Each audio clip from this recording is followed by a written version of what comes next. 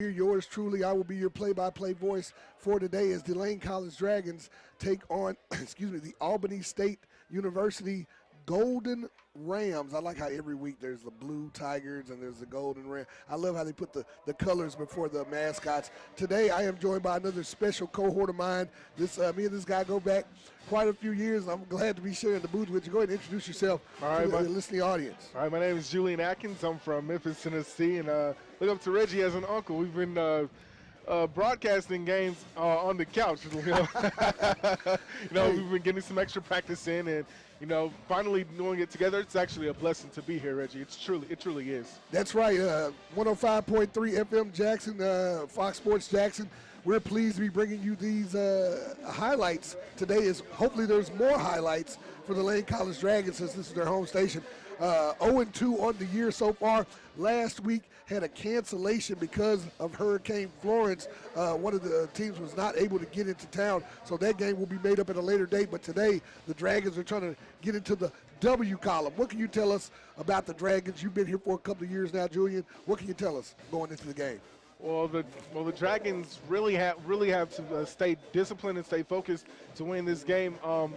Albany State has an 0-3 record, and that makes the game a little bit more interesting because both teams have something to play for. They're playing to get that W on the win side of the column.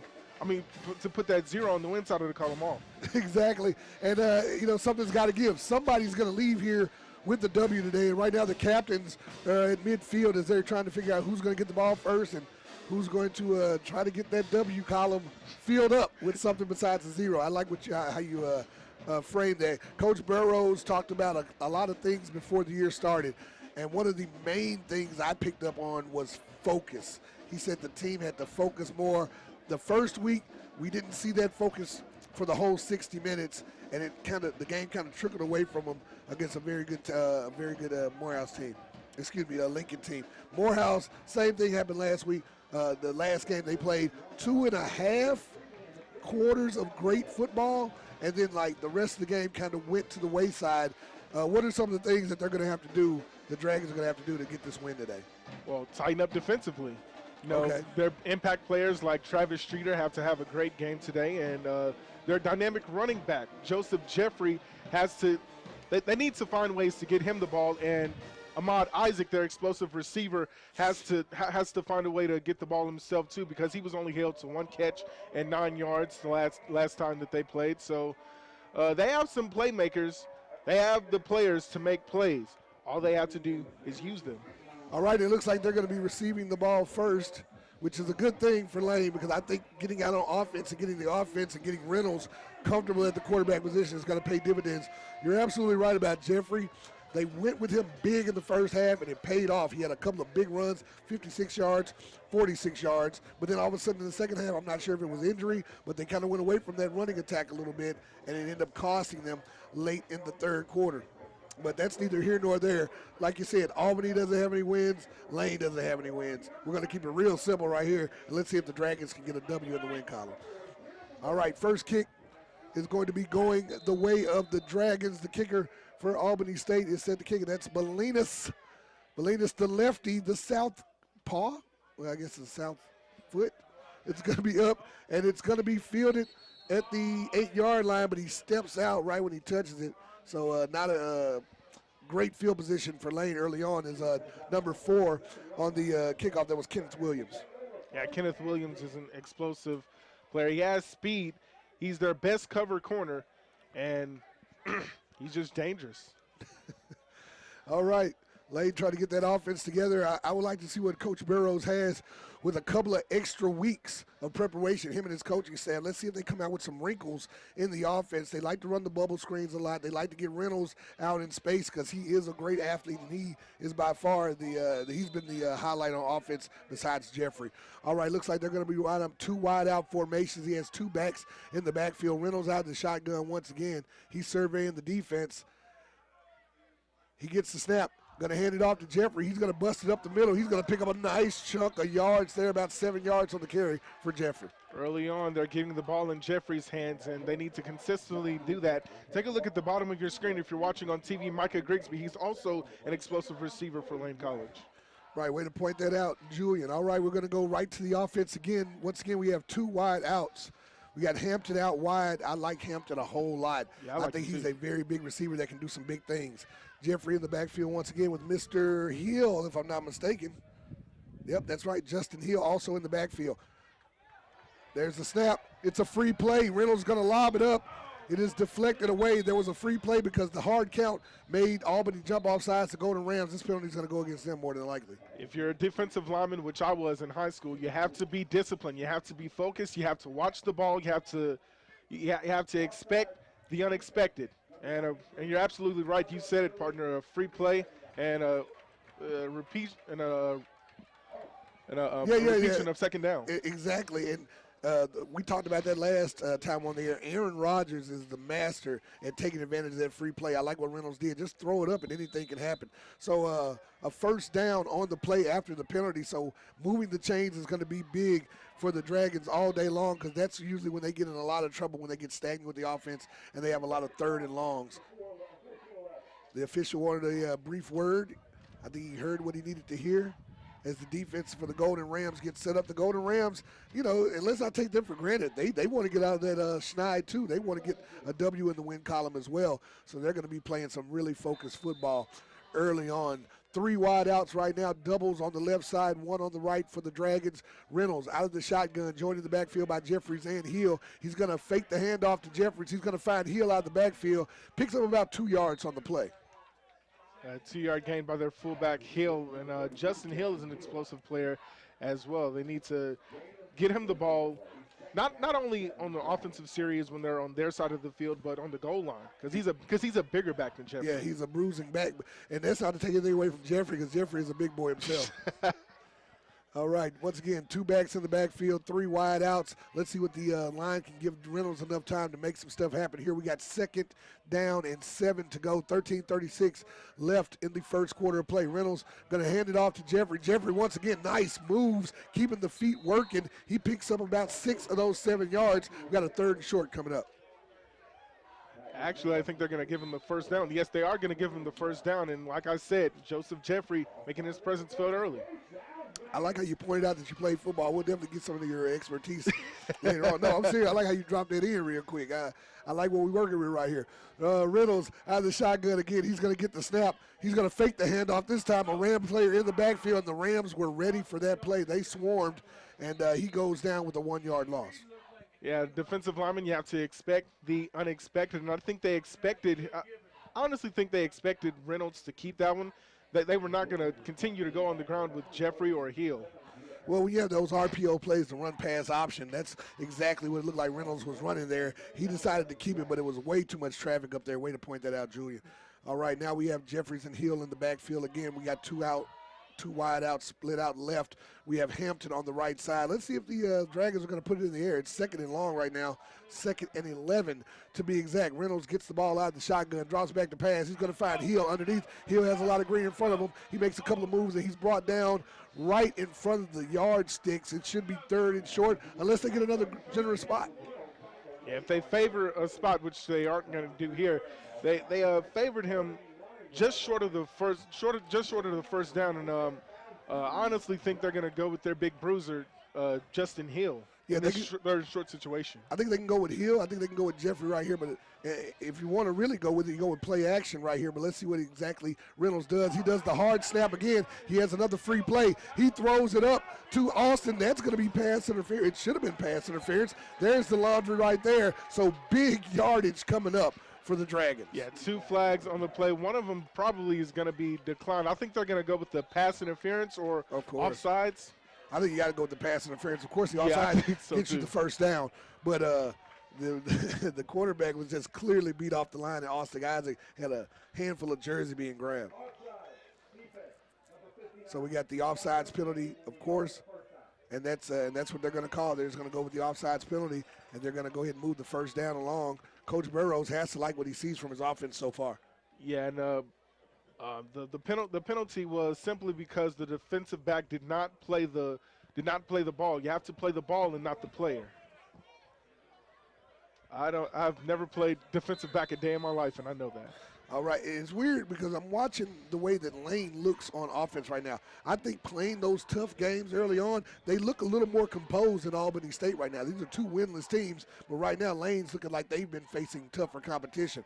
One more time out of the shotgun, you got Reynolds. This time he's going to keep it after the fake handoff. He's going to pick up about 5 yards on the play. 2nd and 5 coming up. They look more disciplined probably because they had an extra week to practice. And I think they were more than ready to go today against Albany State. Very good point pointing out that extra week. We talked about the preparation for the coaches, but as a player, you were on the field. How good is it to have that break there? Do you feel a little more rested early in the year? Yeah, you should. A lot of ice baths, a lot of work put in practice those 2 weeks. All right, let's see if the offense can keep on moving. That's another big chunk of yards there picked up by Reynolds. This time he's joined in the backfield by Jeffrey alone. He has 3 out to the right, it trips out to the right. Nowhere to go with the football to the right, but Reynolds is going to try to make something happen, but not before the field monster trips him up a little bit there. So it's going to be about 3rd and 8 coming up. So those 3rd and long situations, Julian, you got to try to stay out of those on offense. Yeah, you have to avoid those, and if you run into those type of situations, you have to give it to your playmakers. Which one of them are on the field is Joseph Jeffrey. I think you made a very good point in the pregame about getting Austin Isaac the ball. They did lob it up to him on that pass interference call, but I would like to see Isaac get the ball into some space and see if he can get somebody on the island and create. Yeah, Isaac's out wide right now. Yes, he is. We got trips to the right side, nobody on the left. You got Jeffrey in the backfield. Reynolds surveying the defense, looking for the mic on defense. He's going to get the snap. He's going to drop back to pass. 5-step drop, nowhere to go. He decides to go right up the middle. He has some room to run. He makes a player miss before he is brought down right before the yardstick. That's going to be 4th down and about 1 to go. Let's see what Coach Barrows decides to do right here. Yeah, this decision time. I think they're going to bring on the punter, Luis Juan Pena. Yeah, I don't disagree with this play call at all. Yeah, I'm with you on this one. Because if you go for it and don't get it, then you're basically giving field position to Albany State. You're flipping the field back over. You're absolutely right, Julian. And, you got to trust your kickers. You got to trust your special teams to do their job. Let's see what Pena does. So far all the year, he's been doing a pretty good job putting the other team on the defensive. Here's the snap. There's the punt. It's up. And once again, beautiful hang time. And that's going to be perfect, and the defense, the special team swarms, bringing down the Golden Ram player at the 20-yard line. So very good spot for the Lane defense to try to make some things happen. When a special teams return, when a special teams kickoff team is like 6 to 5 feet from you and you catch the ball, I don't understand why punt returners do that. Why not fair catch the ball and avoid a big collision? Right. Well, once you see the hang time on that was very good hang time by Pena. You're absolutely right. Wave your hand and get out of the way and either catch the ball. They're trying to avoid collisions this year. All right, Golden Rams taking over on offense. They got a young quarterback under center for them. That is Mr. Hennis Washington. Excuse me. I believe that's Kimball. They're going to pick up a couple of yards on the play. And the jerseys are the numbers are kind of hard to see on the jerseys, but I'll definitely have it for you in a second. I believe that's number 12. That's right, that's Callias Williams, the sophomore out of Thomasville, Georgia. He will be the quarterback for the Golden Rams today. Williams out of the shotgun. Little confusion on the offensive side for the Golden Rams early on. They got 2 out to the left.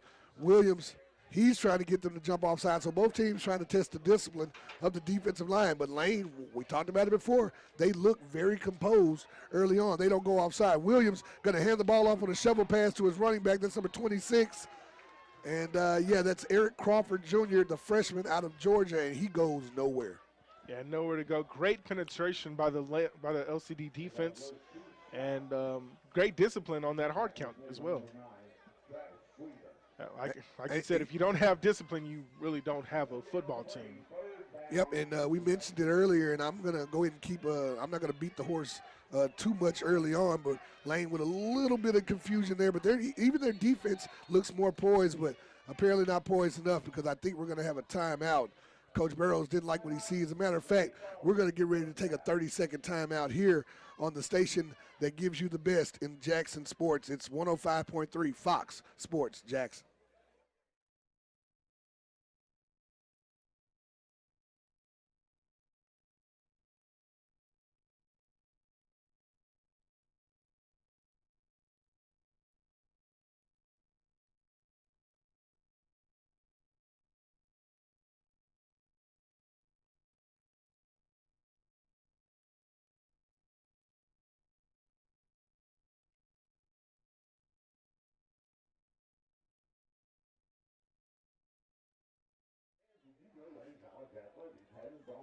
And we are back here live at the Dragon's Den. I don't know if we call it the Dragon's Den or the Dragon's Lair. I think Den rolled off the tongue better, but I like lair. Lair sounds more, intimidating, like the Golden Rams are entering the lair of the Dragons.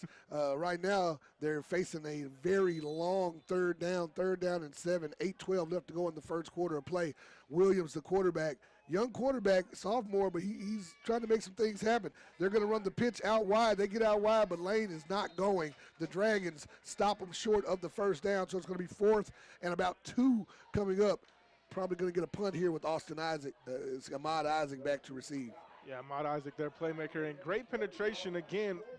Just a little bit of reflection on the triple option play.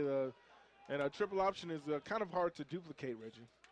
It sure is, but it looks like something they practiced before. They ran it well, but the Dragons' defense just ran they executed just a little bit better. They have to feel pretty good coming off the field. The defense has actually been the bright spot for the team in those 2 losses, even if the score doesn't reflect it. They really held up through most of the game, but then I think they wear down a little bit. The offense has to do a better job of keeping them off the field.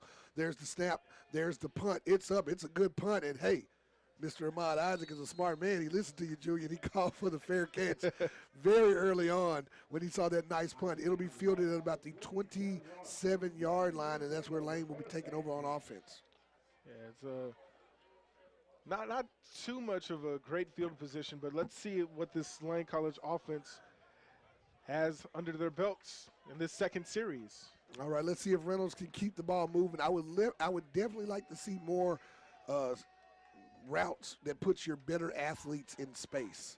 And when you have space, you can make moves and you can make things happen. Let's see what Reynolds does here. He's joined in the backfield by Jeffrey. 2 wide outs to the right, 2 to the left. Spread offense, Hampton in motion. Whenever he's in motion, usually good things happen. He comes to the left side. There, they had it blanketed. Nothing was there. Reynolds throws the ball in the dirt.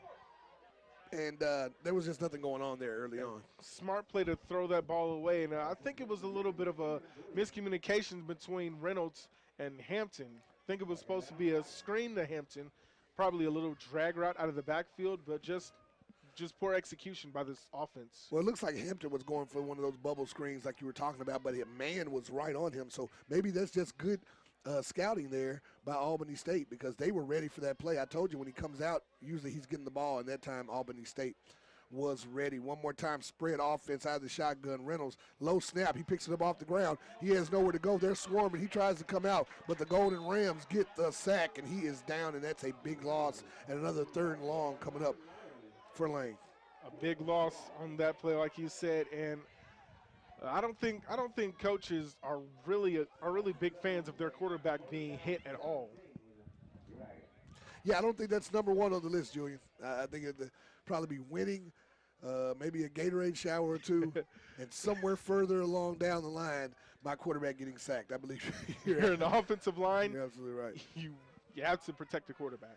All right, 3rd and 17. Right now, you just want to get as many yards as you can if you're Lane because it's a 3rd and long. Reynolds dropping back, nowhere to go, and eventually he gets it out, but there's nobody around. It's short hops Hampton, but he does get it out before he takes the sack. That's what I like to see Reynolds do. He just needs to be a little quicker with getting that ball out. It's a punting situation for Lane. What are you seeing here from both defenses?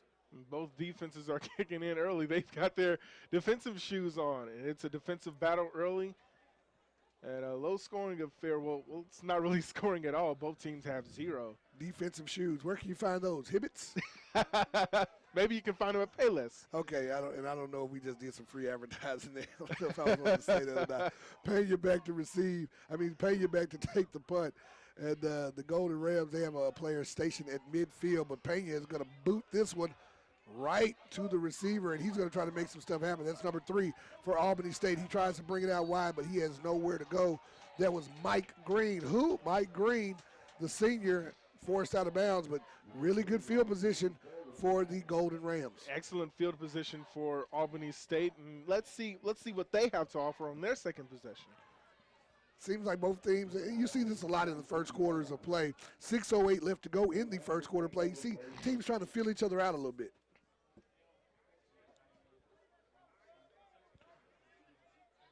Albany State at the 42-yard line, at the 42-yard line, trying to march it down the field. Williams out of the shotgun. Once again, the hard count. I think they're going to do this there. You see this in high school a lot with the hard count, trying to get those free yards and move the ball without actually putting it in play. But there's the snap. He's going to hand it off to his back. Not a very big guy in lane. That's called a swarming dragon tackle. I just made it up right now. Yeah, a host of Dragons in on that play, including Streeter, number 9, who's making his presence felt early, and just a little triple option offense as we have a player down, I believe. And A triple option offense, which is a little bit hard to duplicate.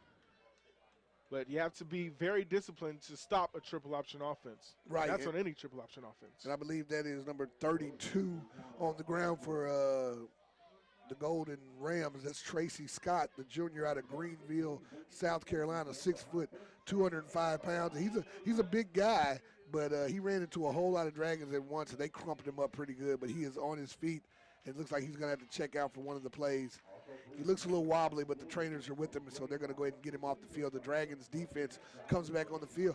And I don't know about you, but you said you played defense. There's a little swagger going on with this defense right now as I watch them walk back on the field. Everybody has that little, like sauce to their step, if that makes sense. Does that make any sense? You know what I mean? Yeah, I know what you're talking about. Yeah, okay, and I'm looking like number 4 there, one of the leaders on defense, Kenneth Williams, the DB. He definitely wants to atone for what happened with Morehouse a few weeks ago. He was not pleased with the way the secondary played, and so that's what he's going to try to lock down his man today.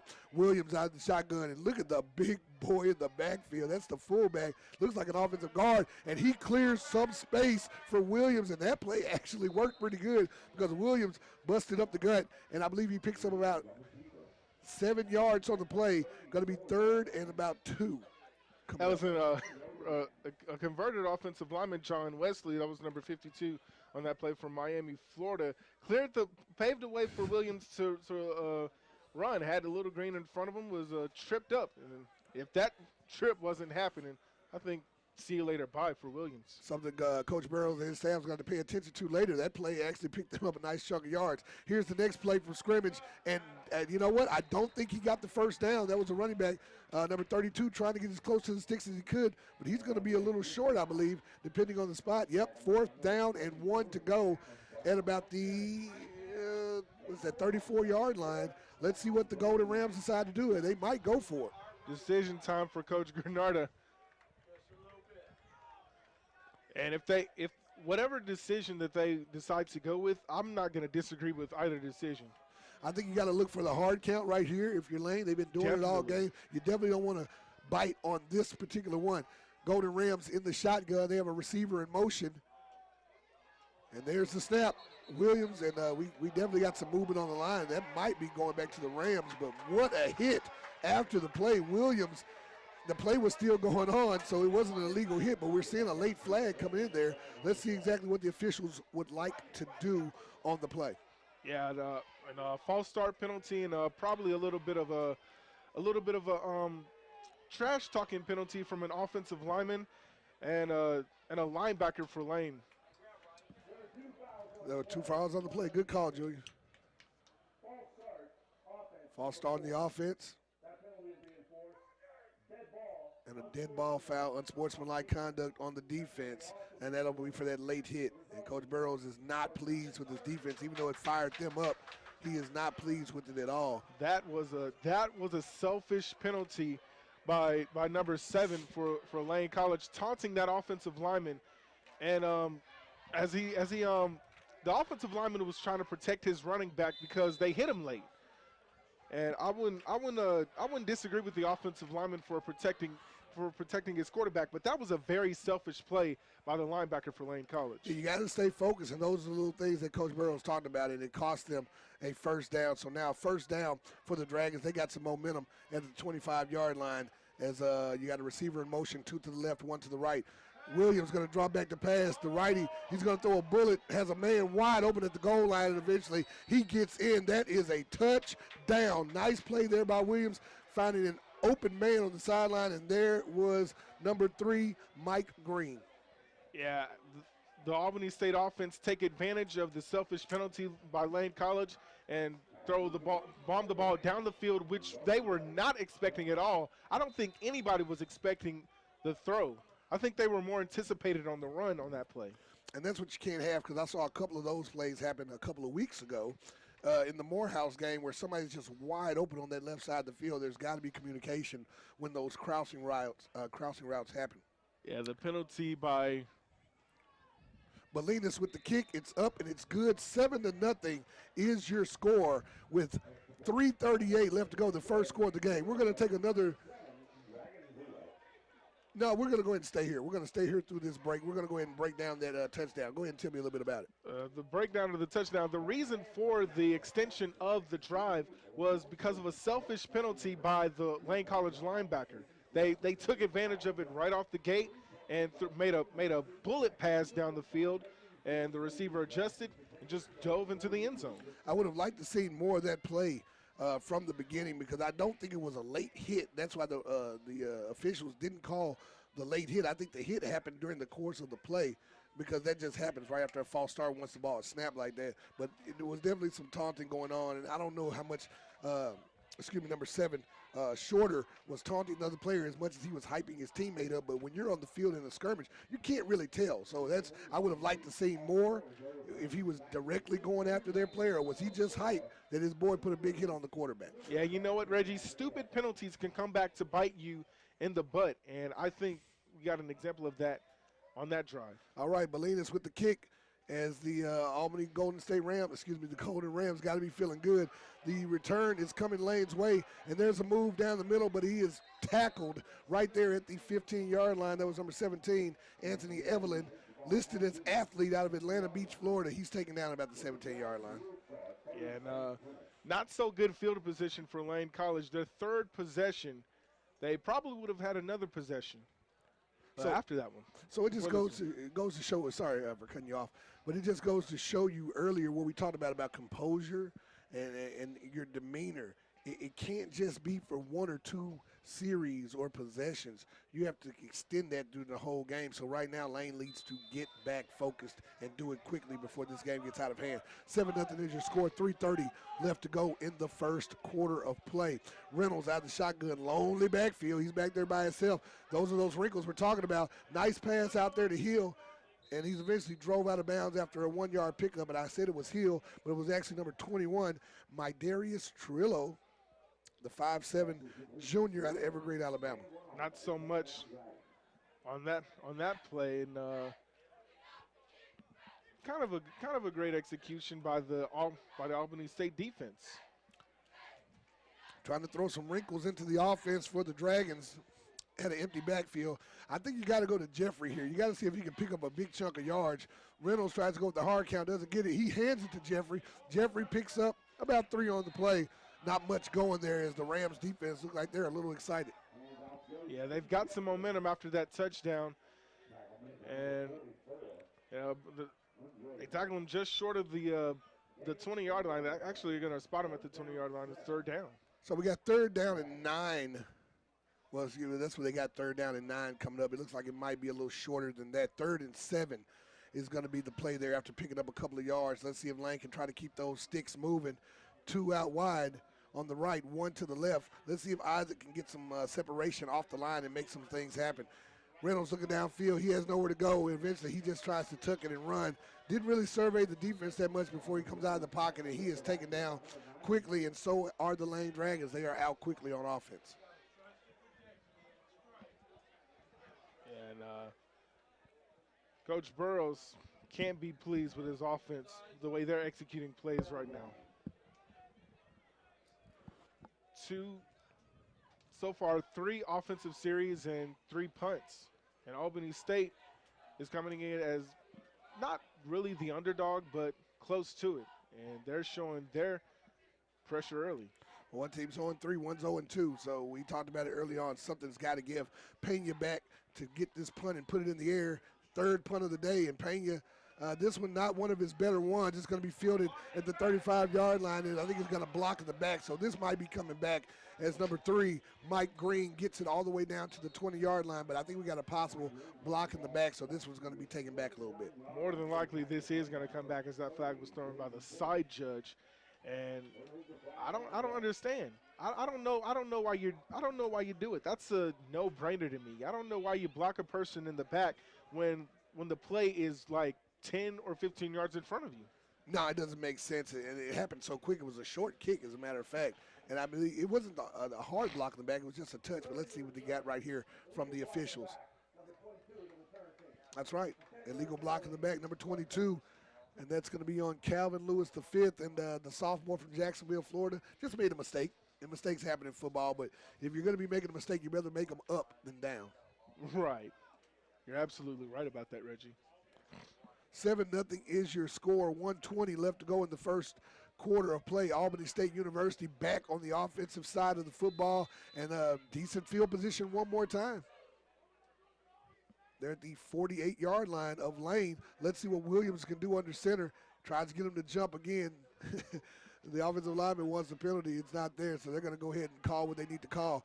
Williams, I thought he was a lefty when he dropped back the first time, and he spun. His footwork wasn't clean, but he threw a touchdown on it, so can't fault him. This time he's going to keep it himself. Going to pick up about 4 or 5 yards on the play. I think right at 4 yards as chunks of yardage add up, and that's what Lane has to figure out on offense. That's what the Rams seem to be doing right now. And they run their triple option offense again, and the triple option offense works to a little bit of perfection, just an ankle tackle for Williams, the quarterback. Lane getting set on defense so that they're in a 4-3, that same 4-3 that they always play. They got men in the box. Williams going to hand it off to number 32, and he has nowhere to go, but he keeps the pile moving, and that's what you got to do as a running back. You got to keep your legs moving. Good job there by Tracy Scott. Yeah, Tracy Scott just kept his legs moving. That comes in the squat room. You have to have leverage, lower leverage than the defensive backs, linebackers, cornerbacks that are trying to tackle you. And I don't think that play was going for anywhere. It was going anywhere, but he kept the legs moving. He fell forward, and that last little burst got him the first down. That's another first down for Albany State. 20 seconds left on the clock in the first quarter. Let's see if they can get another playoff. And they do. Williams going to hand it to Scott one more time. He's going to bring it out to the left. Once again, a big chunk of yardage, about 6 on the play. A 2nd and 4 is coming up. And that, my friends, is going to wrap up the first quarter of play. So what we're going to do is we're going to take a 60-second break here for Lane College football as you're listening to 105.3 Fox Sports Jackson.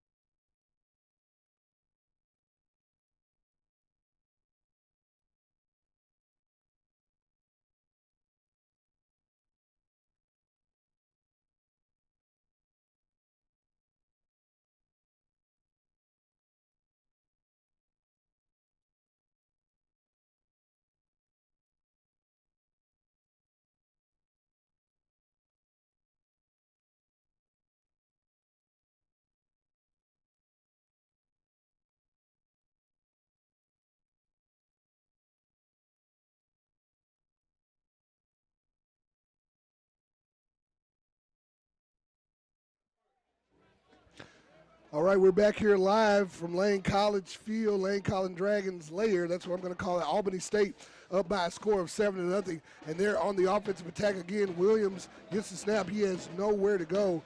Eventually, he is brought down at about the line of scrimmage. So it'll be a 3rd and 4 coming up for the Golden Rams. Yeah, another triple option play, Reggie, and this time the Lane College defense was ready for it.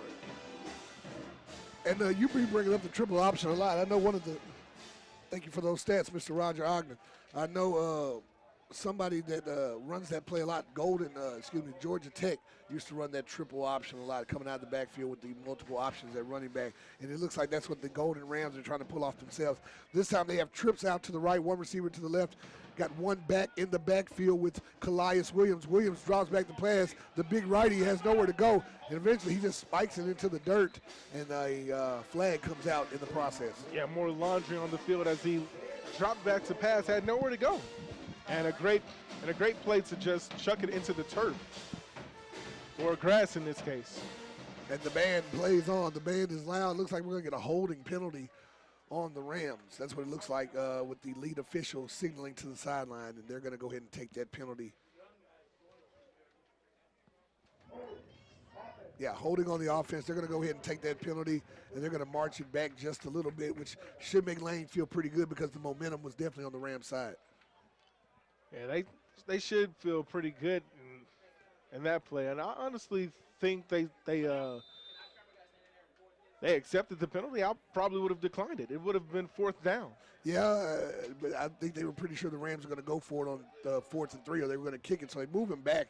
I'm not going to disagree with it unless it doesn't work. 3rd and 16 coming up right here as Williams checks out the sideline to see what his coaching staff wants him to do. He's in the backfield, joined by one running back. He has 2 wideouts to the left, 2 to the right. He got a big receiver on the right side. This time Williams is going to keep it, and he is up the middle, untouched, still going, and boy, he is dangerously close to that 1st down. Yeah, he's very close to that one, and just poor tackling by this LCD defense. I agree with you. There was some decent pressure up front, but once he got to that 2nd layer, he was gone. And an official's timeout. I think they're going to measure this one. Yeah, that's what it looks like. Looks like they're going to bring the camera. I told you I would agree if it worked. If it didn't work, I wasn't going to agree with you too much. I wasn't going to agree with it too much, but it's very, very close here. So basically, you're right back where you started if you're Lane. A short 4th down possible situation. They're calling for the chains. And, of course, this is always a process on any level, but especially when it's not the professionals that do it. It's going to take just a second for them to get out there, and here comes the chain gang now.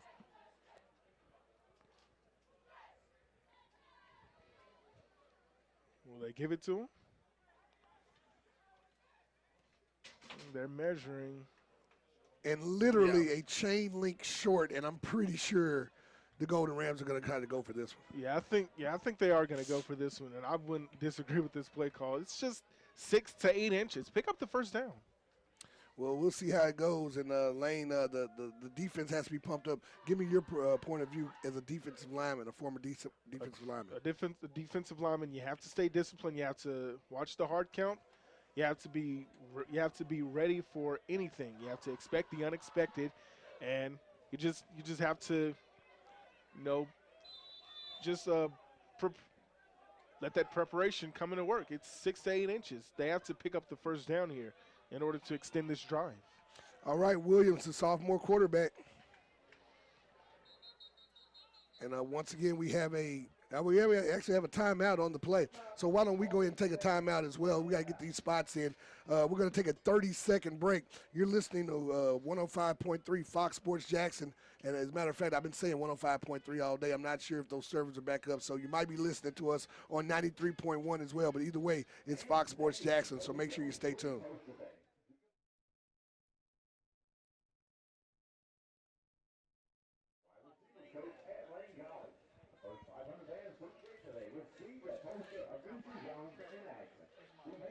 Huh? It's right. The mic's right here. He has it outside taped up.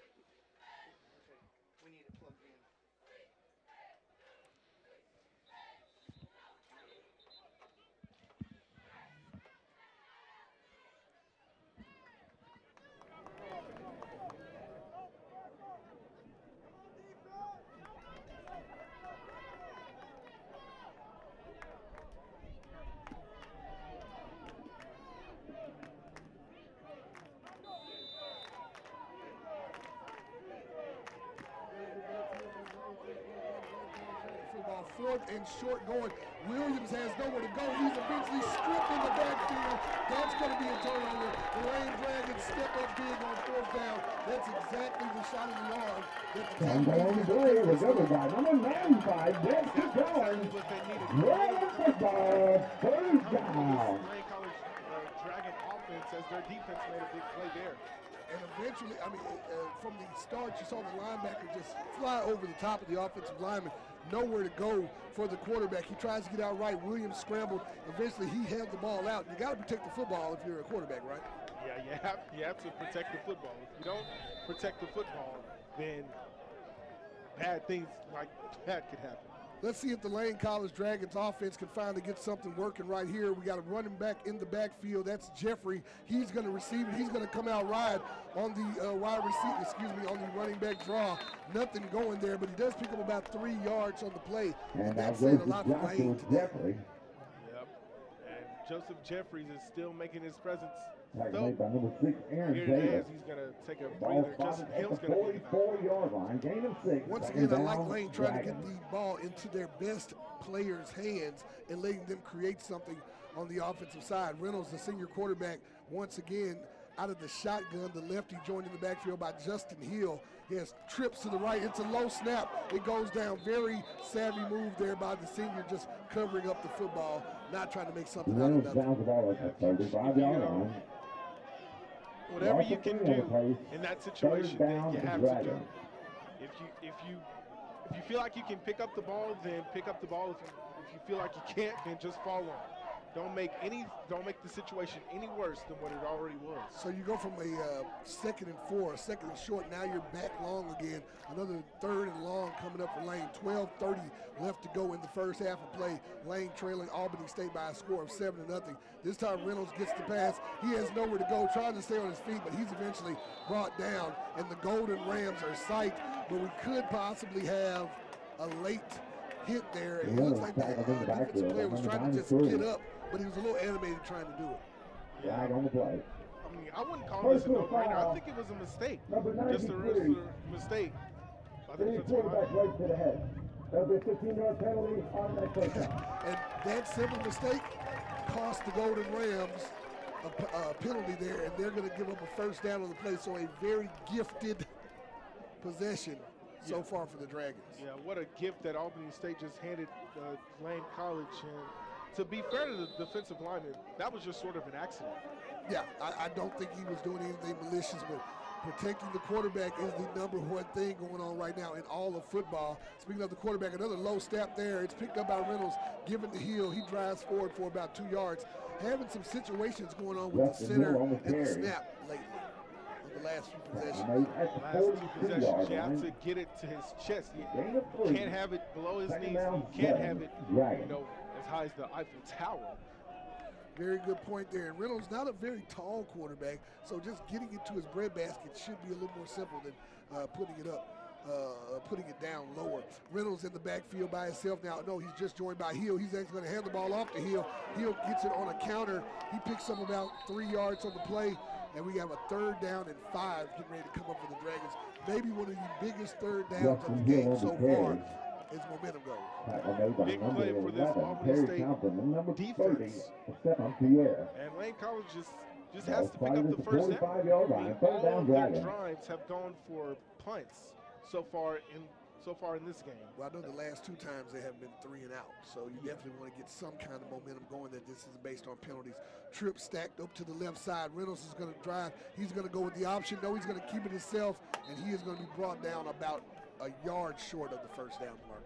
On that play, Reggie, I think Lane College tried to give Albany State a taste of their own medicine by running the triple option.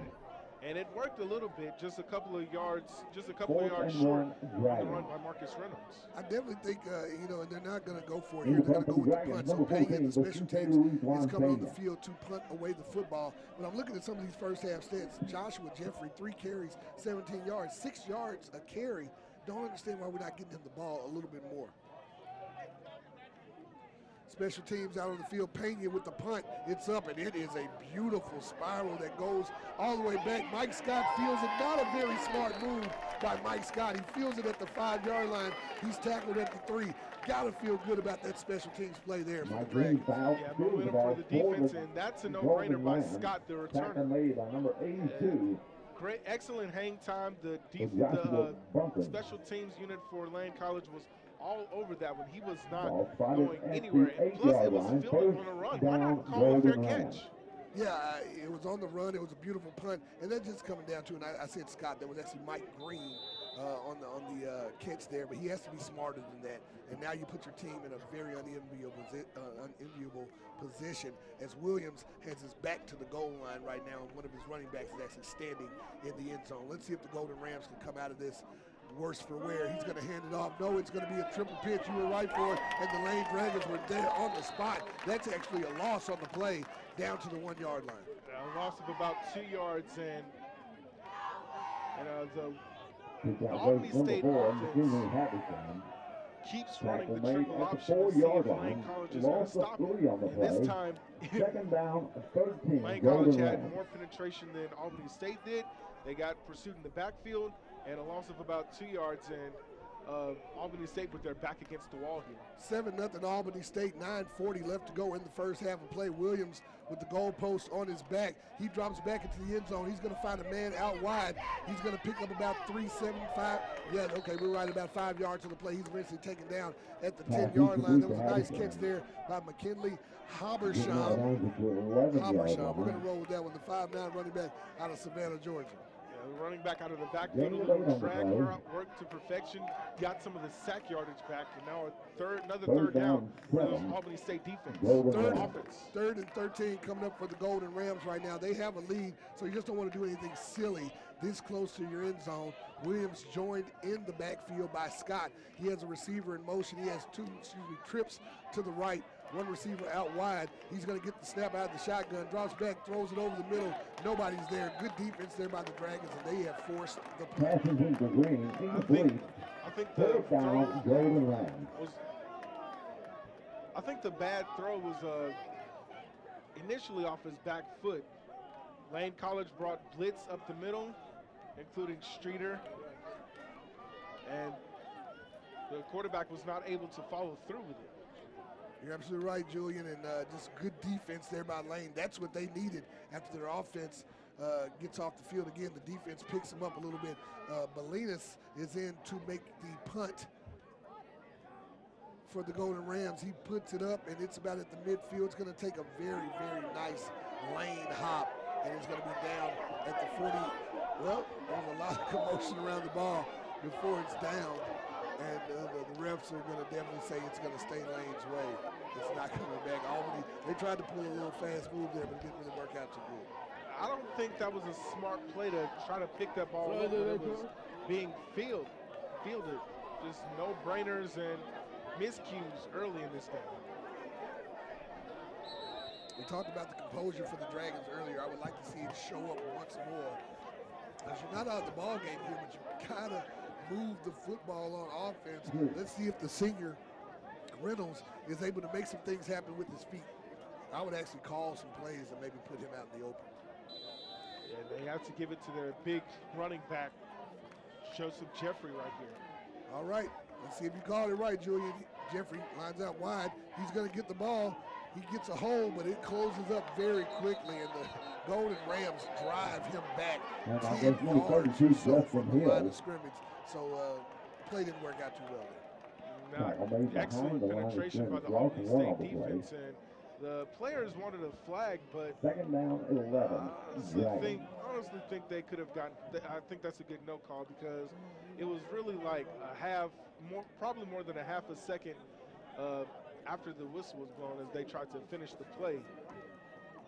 Second and 11 coming up here for the Lane Dragons. Reynolds one more time in the backfield, joined by Jeffrey. Hampton out wide as well as Ahmad Isaac out of the shotgun. There's the snap. There's the handoff to Jeffrey. And this time he gets a hole. Once again, it's not there for long. When those holes open up, you got to hit them, and you got to hit them hard. He picks up 2 on the play. Yeah, you have to hit the hole hard. At the 43-yard line. They have to Third find down, ways to 8, Dragons.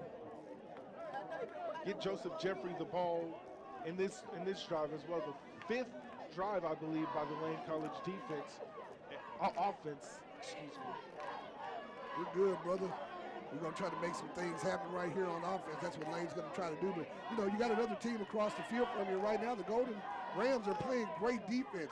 Reynolds gets the snap. He has nowhere to go to the left. He comes back right. He has some room in front of him. He makes a move. He fumbles it out of bounds, but not before. Is he close to that first down? Yeah, I believe he is. He's going to get a first down. And once again, getting your best players in space pays off for the Dragons. I honestly think they're going to spot him a little bit short, but I think he lost that ball before the first down. Dragons. It was very close. It looks like he tried to stretch out at the last second, and that knee might have got down. That's why I gave it to him. But it looks like you're right. It's going to be 1 yard short, but Lane, they have nothing to lose right here. They're going for it. I think they are going for it. I think it's a great decision to go for it. I'd go for it, too. Right. I think you got Hill back there. You got Jeffrey back there. You definitely try to get the 3 yards in a cloud of dust. Looks like Jeffrey's going to be right next to Reynolds in the backfield. And there's the hard count. They don't go for it. Burrow's trying to figure out what he wants to do next. He looks to his offensive coordinator. 6:33 left to go in the first half of play. They're letting the clock wind down a little bit. And, yep, there's the play call for the 4th down. Let's see what Reynolds can do on this play. We got trips out to the right, out to the left. Looks like Reynolds is just going to give it to Jeffrey, and that's what you do. You give it to your big back, and you let him make things happen. First down for the Dragons. Great play by Joseph Jeffrey, just trucking over that defender for Albany State. You know, football is a game that's old as the test of time. I don't even know if that's true or not. But what I do know is if you give a big man an object and tell him to run forward and he has another big person in front of him, something's got to give. And this time it was the Golden Rams that gave, and the Dragons get the first down. Let's see if that positive momentum, that's the first down I think they've gotten without the sake of a penalty. So let's see if the Dragons can capitalize on this. As Reynolds gets the ball, he decides to fake the handoff to Jeffrey. He's going to run behind his back. Hill did an excellent job blocking up front, and they picked up a large chunk of yards, probably about 8 on the play. An excellent block by Hill to free his quarterback a little bit more for an extra gain, and a nice run by Marcus Reynolds, the quarterback. So it was a gain of 7. You got 2nd and 3 coming up right now. And, you know, sometimes those first down, just seeing that first down marker change a little bit gives you a little more pep in your step. And right now the Dragons are looking good. They got trips out right with Hampton as well as a couple of other receivers out there. One back in the backfield will be Hill. Let's see what Reynolds decides to do here. Left side completely empty. They give it to Hill, who goes up the left side, picks up the first down. So back-to-back first downs for the Dragons. Number 32, Justin Hill, tackle made by number 20. 5 minutes left to go in the first half of play. 7-0 is your score. You're listening to Fox Sports Jackson. I am Reggie Walker, joined by Julian Atkins. And right now we're watching Lane have their best offensive series of the first half of play. Back-to-back first downs, 3 first downs in total, but it was all started with a penalty, and they were able to get the ball back early on. So that was a good fortuitous situation there for the Dragons. Reynolds gets the snap out of the shotgun, heads it to Hill. Hill stiff arms, picks up some yards. The ball gets on the ground. Albany State saying they have the football, but they're going to call him down after contact. And there was some late hits right there on Reynolds in the backfield, I noticed. What they're trying to do is anticipate what Lane College is going to do, whether Reynolds is going to fake the handoff, play action, and keep it, or if they're going to hand it off to their big bruiser, Justin Hill. Grigsby out wide and Hampton in the slot now. I think it was I think they're going to run the play that they did before the last one. Reynolds out of the shotgun, joined by Hill again. He fakes the handoff to Hill. He's surveying, looking for a hole to run through. He's going to pick up about 3 yards on the play. So look for a 3rd and 5 coming up for the Dragons. They did not anticipate Marcus Reynolds to run on that play, and I think he got a pretty good gain of 2 yards. Let's see what they do on this 4th down and 7. We got a 3rd and 5 coming up here. They hadn't changed those numbers on the sticks yet. So we got a 3rd and 5 situation coming up. Reynolds checking out the sideline. Coach Burrows looking to his offensive coordinator. Coach Burrows as we know, is a very defensive-minded coach. And so they didn't like what they saw on the field. So we don't like what we see on the field right now. I'm just joking. There's 3 minutes and 13 seconds left. We're going to take a 30-second break right here on the station. We're going to try to get in one more break before the half. You're listening to Fox. And the Dragons would like to invite you to go out to Lane Field on October 13th for Homecoming 2018. The Dragons will host the Yellow Jackets from Allen University. Kickoff is scheduled for 2 p.m. right here at Lane Field.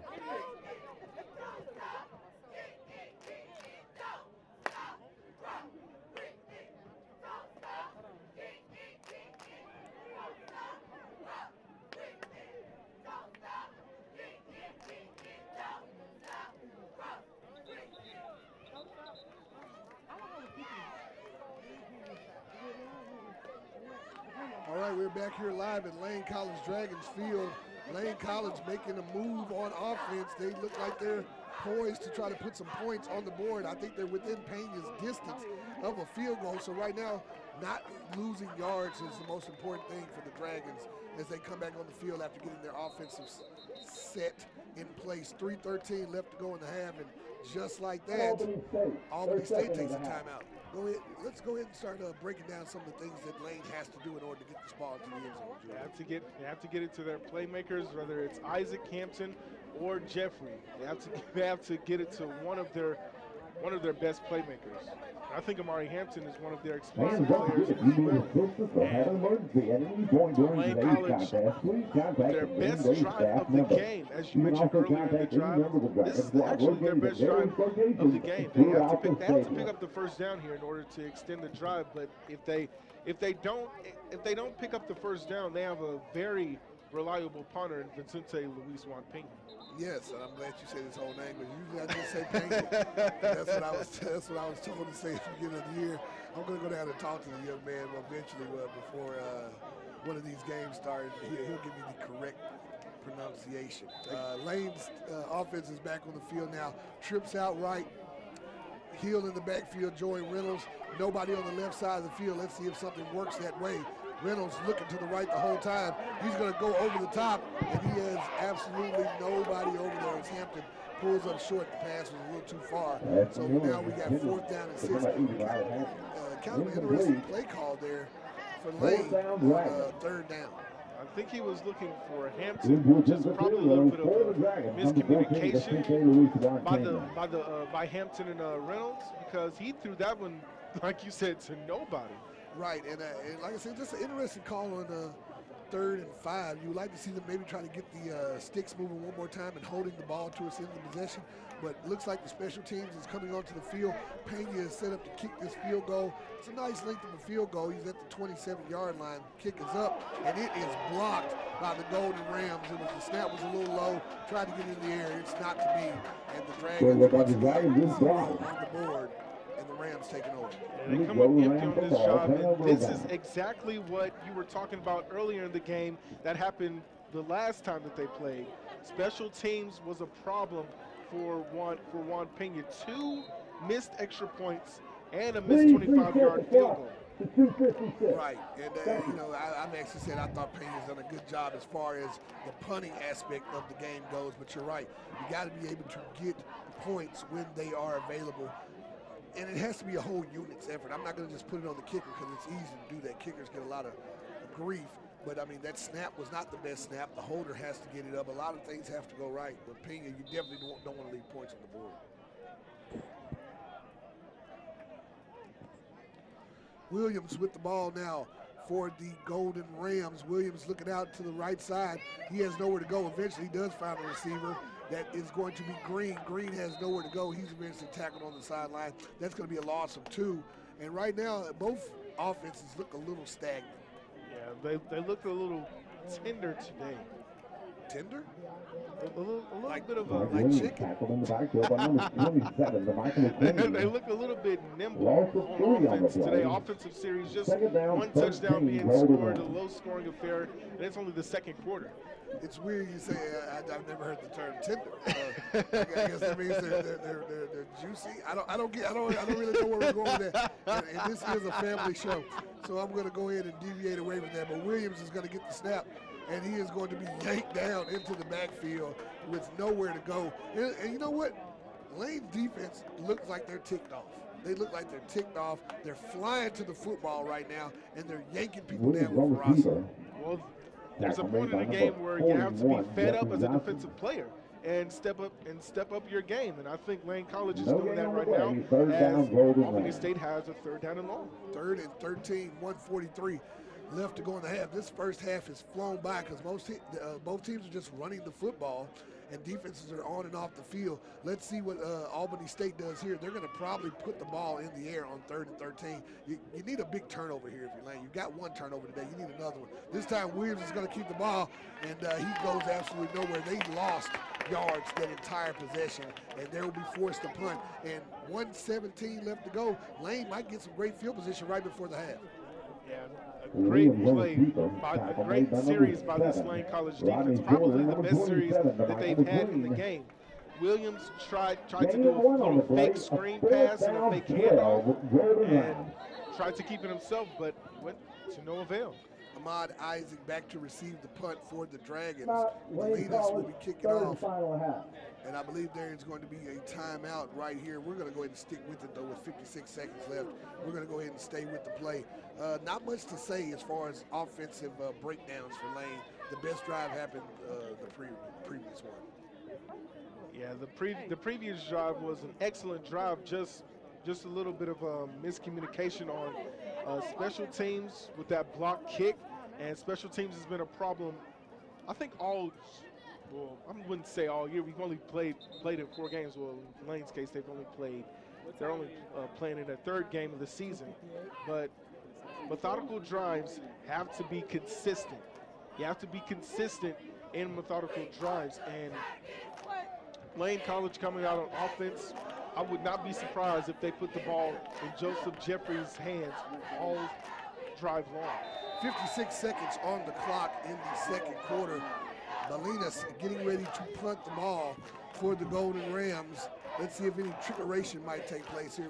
It's close. Nope, it's going to be a punt. It's going to be up. Ahmad Isaac calls for the fair catch. Very smart move. He does it at the 50-yard line, and that's where Lane will have 50 seconds to try to get back in field goal distance or try to put the ball in. You know what I like about Ahmad Isaac? He's a smart player. He thinks before he does things. One of the reasons for his explosive playmaking ability is his smartness and his thinking. All right, here come the Dragons back on the field. Let's see what Coach Burrows and his staff does. Will they play it conservatively, or will they try to go forward just to get some kind of momentum going into the half? And we're about to check it out right here. Jeffrey is in the backfield with Reynolds. You got Ahmad Isaac out right, and he is joined by Hampton. I like those two on the right side. Let's see if they can make something happen, and let's see what Reynolds can do. He drops back, he looks to the left, he gets some pressure, he puts something on it, but he doesn't put enough on it. It's going to be thrown out of bounds. 44 seconds left, and that blitz came off that right side and forced Reynolds to move those feet. Yeah, Reynolds is an explosive runner. He can throw on the run, and he can throw, run a little bit. And he's a great acceleration runner. And I don't think I'd be surprised if he played running back or wide receiver one of these games. He has a pretty good arm there. The lefty, the senior, trying to lead his team to some points. 2nd down and 10 to go. He's joined by Jeffrey once again, this time on his left side. He drops at the pass. It's a 5-step drop. He looks over the middle. He finds Hampton. Hampton makes the catch. He's brought down with about a 5-yard gain. I think you got to look for more of that in the next half if you're Lane. More of Marty Hampton, more of Isaac, and more of Micah Grigsby, who's at the bottom of your screen in the slot position. More of the slot position. And I'm definitely talking about the short passes. Here, Reynolds drops back. He's going deep. He has a man in Hampton. It's up, and it is tipped right at the 5-yard line. Incomplete pass. But I like the guts of Lane trying to go downfield and make it happen. But it's going to be a 3rd down and 4. Actually, 4th and 4. It was actually Quantavious Wilson, their 6'5" wide receiver, and I think they are going to punt it, which I probably wouldn't agree with, probably don't understand. But hey, that's why I'm not the coach, Reggie. Hey, 15 seconds left to go on the clock. I guess you just don't want In the any front for the mistakes. Dragons, And number if you're 14, trying to run the Vicente ball Luis here and you don't Montana. get it, it does give Albany State a chance for a Hail Mary Back to to possibly speed get a for pass. the Golden Rams, I guess number this is 3, the Mike smart thing to Green. do. I'm going to trust Coach Burrows here on this play. Pena back to punt the football, and it'll be like his 6th punt of the half. It's up, and it has plenty of leg and plenty of air up under it. And it's going to bounce beautifully down at the 1-yard line. Pena is a legit punter, people, because that was stupendous. 3 seconds left on the clock. I'm pretty sure Albany State would just kneel and go into the halftime. The Golden Ram football, first and 10. I think that hang time was maybe about 5 seconds, maybe 4.5. That was an excellent punt. I mean, the dead the ball right there to the 1-yard line. That's impressive. Albany coming back on the field. Albany State coming back on the field. The Golden Rams, I don't know how you feel. You have the only touchdown, the only points of the half, but neither offense very impressive in the first half, to say the least. Yeah. I don't think they've been more efficient on offense either. All right, they're down at the 1-yard line. They're going to kneel it, and that is going to end the half, my friends. 7-0 is your score. The Albany State University Golden Rams. That's a whole lot of words right there. They lead 7-0 over the Lane College Dragons. We're going to take a 5-minute break here on the station that gives you the best in Fox Sports in Jackson. It's 105.3, 93.1. Make sure you guys stay tuned as we come back with some halftime stats.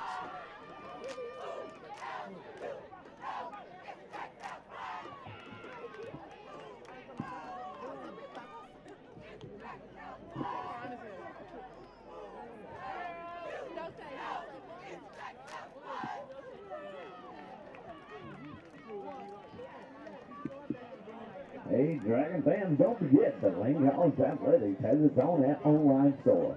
Go to the Athletics homepage at www.golcdragons.com and click on the Shop Apparel button to get your fully customized Dragon gear. Whether they get 20% off when you spend $100 or more, the Lane College Athletics online store is your one-stop shop for all things Dragon.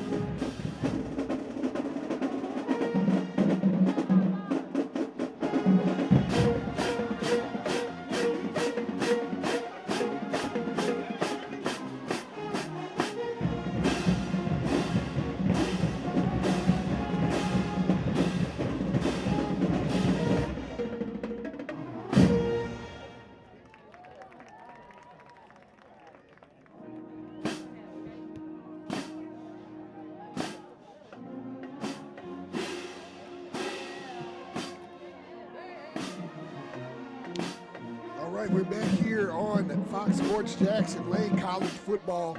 And, man, let's just have a reflection on the first half, Julian. By the way, I'm Reggie Walker, joined by Julian Atkins. Just not a lot of offense going right now. Not a lot of offense going on. A selfish penalty led to the first score of this game for the Albany State Rams. And, yeah, no brainer. Not a lot of offense and not a lot of explosive plays that won 50-yard touchdown pass. Yeah, Williams, Elias Williams, that's been the only offense we've had today. It follows a lane penalty, which is something we've discussed several times as far as lack of focus there. And I don't know how much I would definitely love to see the play again. I saw some extra stuff going on after the play, but it ended up being a taunting penalty, unsportsmanlike conduct for the Dragons. Next play down the field, we saw this a couple of times against Morehouse. Wide open man on the left side of the field there for Williams. It wasn't the best throw of football. The receiver actually had to come back forward and end up falling into the end zone. But that is your only score on the day. So either offense lighting it up, but Lane has to make some adjustments now. What are some of the things you see? Well, some of the things I see is that there's absolutely no offense. They're not really executing some of the plays. Some of the plays are executing well. Some of the plays are not executing so well. And you have to go back to that missed field goal. That really would have made it a 4-point difference. Right. Maybe it would have been 7-3. And I guess what I want to know from you is what are some of the things Lane has to do coming out with this, getting the ball moving to your better athletes. What are some of the adjustments that they have to make on offense to get the ball moving? They have to execute on not only offense, not only defense, but you have to play with fire in your heart. And this is for any game. You have to play with fire in your heart, but coolness in your head. You don't want to commit stupid penalties that can come back to bite you in the butt. All right, as far as what I'm thinking here, I'm thinking they got to get the ball to Jeffrey. That's what I kind of wanted to know.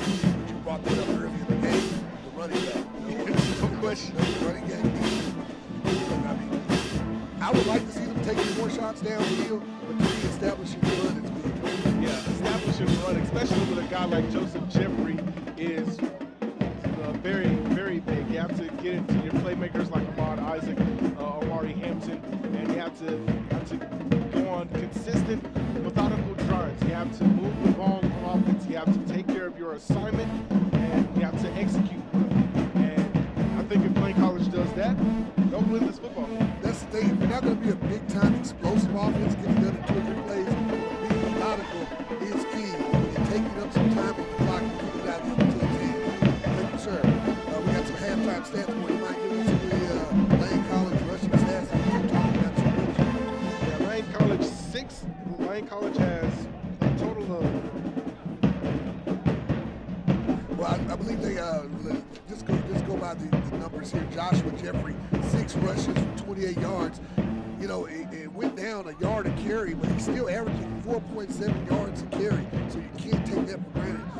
Reynolds has been putting the ball on the ground a lot, 13 rushes, 30 yards, so he's only averaging about less than a yard a carry, so those are not working out well for him. But this is what I love to see. He got 6 carries, he only got 10 yards. He had a couple of losses in there. I saw him make strides during that drive there where he got it up the left side and he was able to lower those pads. Yeah, Marcus Reynolds and Josh Jeffries have a contrast in football position, but a very, very comparison in explosiveness and exclusiveness and determination. All right, Marcus Reynolds out the passing game, 4 out of 10. 40% completion percentage. That's not going to cut it for only 18 yards. He's been sacked twice, and his longest play was a 10-yard pass. The numbers aren't looking good for Lane, but that's why you play 2 halves of football. Put that half behind you, and you move on to the second half of play. Yeah, the second half, it starts at 0-0. You have to move on from the first half. Focus on the second half, the next 30 minutes that you have, and try to create as many plays as you can against this Albany State defense. All right, what we're going to do is we're going to take us another 5-minute break here on the station, and we're going to bring back you with, we're going to come back to you with second half action. Lane College Dragon footballs, they trail the Albany State Golden Rams by a score of 7-0. We're going to take a 5-minute break here, one more 5-minute break, and we're definitely going to come back with second half action. You're listening to Fox Sports Jackson 93.1.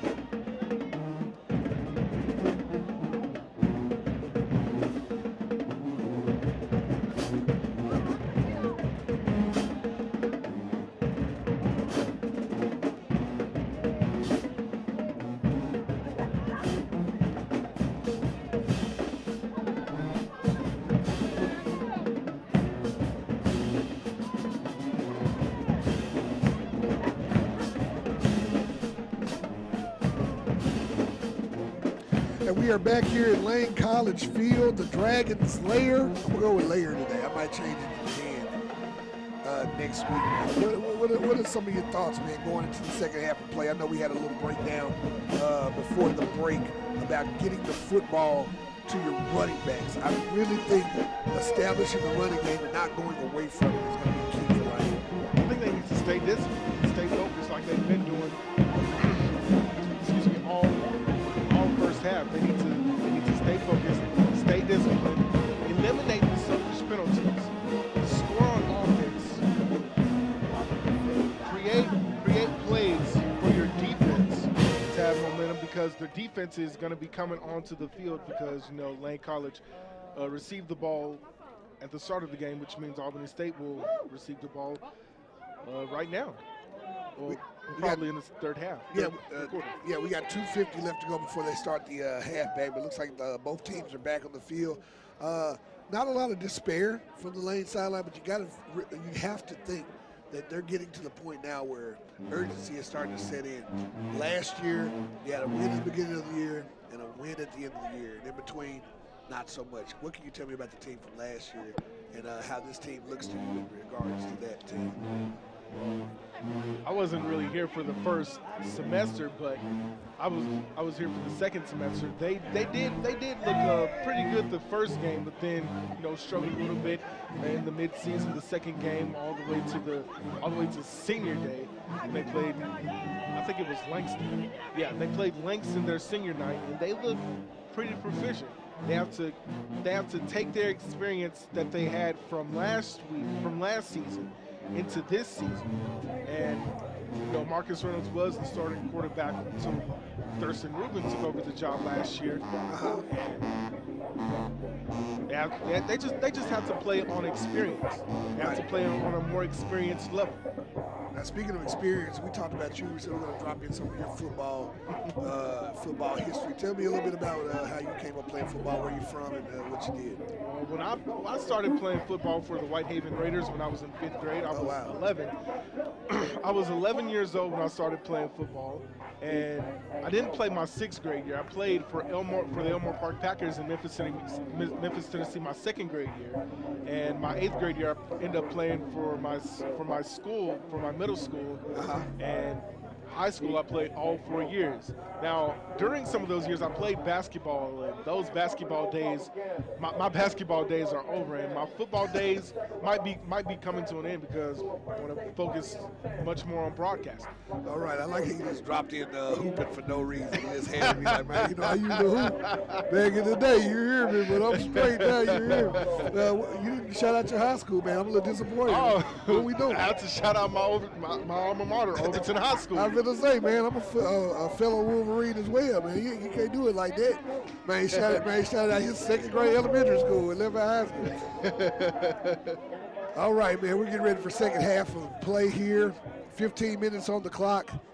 Brand new half for Lane. You got to throw out that first half, especially on offense. But defensively, nothing to frown about if you're a Lane Dragons defensive player, but it looks like the Golden Rams will get the kickoff first. There is Pena, and he puts some leg into that. It goes all the way back to the goal line, but it will be returned by the Golden Rams, but it won't be returned far. They're going to be taken down at about the 25-yard line. That was Dan Land the third. Dan Land, that's funny. That's a pretty good name. Pretty cool name, Dan Land. All right, let's see what the Golden Rams can do on offense, and let's see if Lane can carry over their defensive momentum. The last stand of the half, if I'm not mistaken, was Lane's defense best stand. Yeah, that was their best offensive series. Just couldn't cap it off with a field goal. Yeah, I was actually referring to the defense, how they just got them off the field so quickly. And this time it's happening again. It's big number 95. That's my boy right there, Dexter Collins out of Houston, Texas, making some things happen as he gets the tackle there. Only a gain of 2. Only a gain of 2 yards, and that defensive line came into the backfield, just walks into the backfield and tackled the running back. And that's what I was saying about the Dragons defense right now. They're flying to the football, and they were playing with a little bit of an edge. Maybe they feel like they got to get the turnover and try to get the team on the board first. All right. Albany State University trying to get their plays from the sideline. They do that a lot. So I see that a lot in high school, not as much in college. But Williams back under the shotgun. He's going to hand it off to his back, and he's got nowhere to run. That's going to be a loss all the way back to the original line of scrimmage. Lane flying to the football. Yeah, great pursuit by the Lane College defense. And stopping the running back in the backfield, excuse me. Number 41, Johnson. Bringing up a 3rd down and 9. All right, 3rd down and 9 coming up here for the Golden Rams. Golden Rams, they're just trying to get something going. Both teams, it's been a very stagnant game. A lot of stagnant plays not going anywhere. Then all of a sudden you get a nice play out of nowhere. Let's see right now as you have Green in motion for the Rams. As you see Williams rolling out, looking for Green. He finds Green. Nice move up and under like a basketball player there to get about 7 extra yards on the play. Big gain for the Rams as they get the ball out there. We just talked about it. Stagnant and then big. Yeah, the harder throw is to throw on the outside shoulder, but great job by Williams extending the play, throwing on the run, and finding his receiver, hit him in stride, and a 1st down for this Albany State offense. And you can tell they got a really good chemistry between Williams and Green. And the referees, excuse me, not the officials, Lane's going to call a timeout here. We're going to take a timeout as well. We're just back, but we're going to go ahead and take a timeout. 30-second break here. You're listening to Fox Sports Jackson.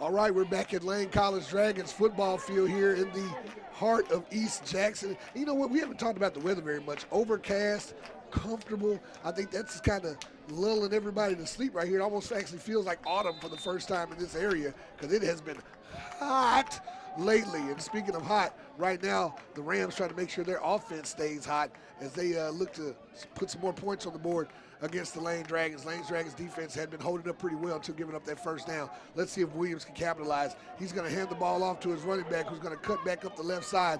He has nowhere to go, but he picks up about 2 yards on the play. It's going to be a 2nd and 8 coming up. Yeah, 2-yard gain on that play. And the overcast, they were expecting a little bit of rain today, but so far it's not been exemplified at all. Well, hopefully that holds up because one thing this game does not need is any more slowing down. Because I take that back. They've been running the ball so much that the clock has been moving, but the pace of the game has been very, very, very methodical. All right, there's the snap. Williams looking for a man. He has nowhere to go. And look at the big sack there by Dexter Collins. Dexter Collins, H-Town with the sack right there. And that's a big play for the Dragons. That's going to set up a 3rd and long for the Golden Rams. 3rd down and long, and great pursuit to the great pursuit by the defensive lineman as the offensive lineman tried to do a little chop block, tried to pull a fast one, made them think that they were blocking them head on, and tried to hit them down low, but it went to no avail, and Collins came in pursuit very fast. Collins, 6'1", 325. He takes up a lot of space. Speaking of taking up space, Williams drops back the pass, 5-step drop. He has nowhere to go. He's going to keep it himself. He's out in the island.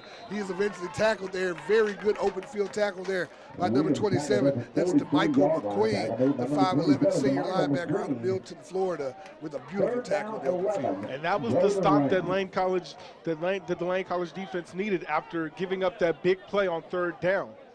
Exactly. So Williams tried to drop back again. This time the secondary was on point. He had nowhere to go, tried to keep it himself. He's tackled, and he gets it back to the original line of scrimmage. Now you have Ahmad Isaac back to receive the punt from Bolinas. Let's see if Bolinas can continue his great punting on the day because both punters have been excellent. There is the punt. It's up, and no, he shanks this one just a little bit. Doesn't get much net yardage. I think that ball will be spotted at about I'm checking out the side judge now. Should be some pretty good field position for Lane College, and yes, it is. The 40-yard line is where they're going to be taking over on offense.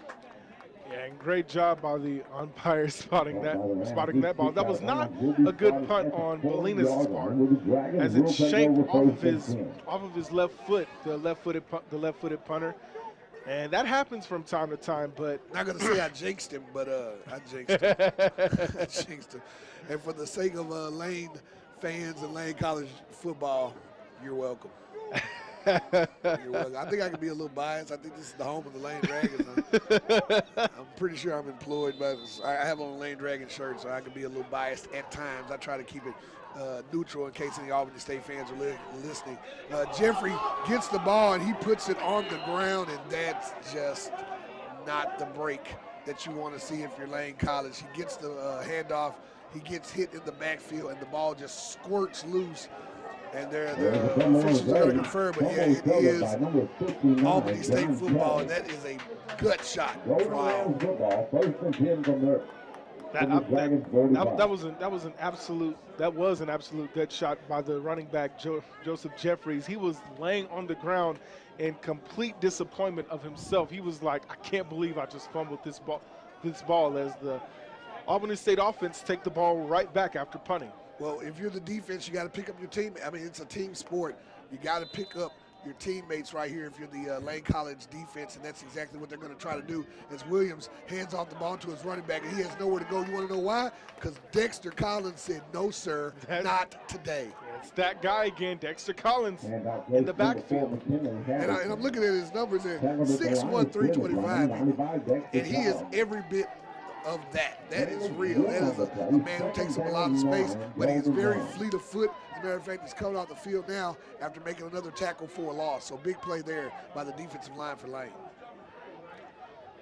All right, they're in a two-deep formation here, Lane College on defense. Williams drops back. He's looking for a receiver on the right side. A little bit of a push-off. It's caught. It's received. He's still on his feet, and we have a flag on the field. It's probably going to be on Lane.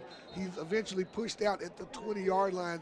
If I'm not mistaken, that is number 11 on the reception. I'm having a hard time picking out the numbers here. Like I said, hard to read, but a beautiful reception there. He pushes off of his defender at the last second and gets the reception. Yeah, got the reception. That if you're Lane, you're hoping that goes against Albany State for that late push-off. They probably called it late, but it more than likely is going to be on Lane. All right. Personal foul, face mask, offense number 14. All right, yeah, you're absolutely right. It's going to be a face mask on the offensive player, so that game goes for naught there. That was a very silly penalty there, trying to make something out of nothing. You already had the first down.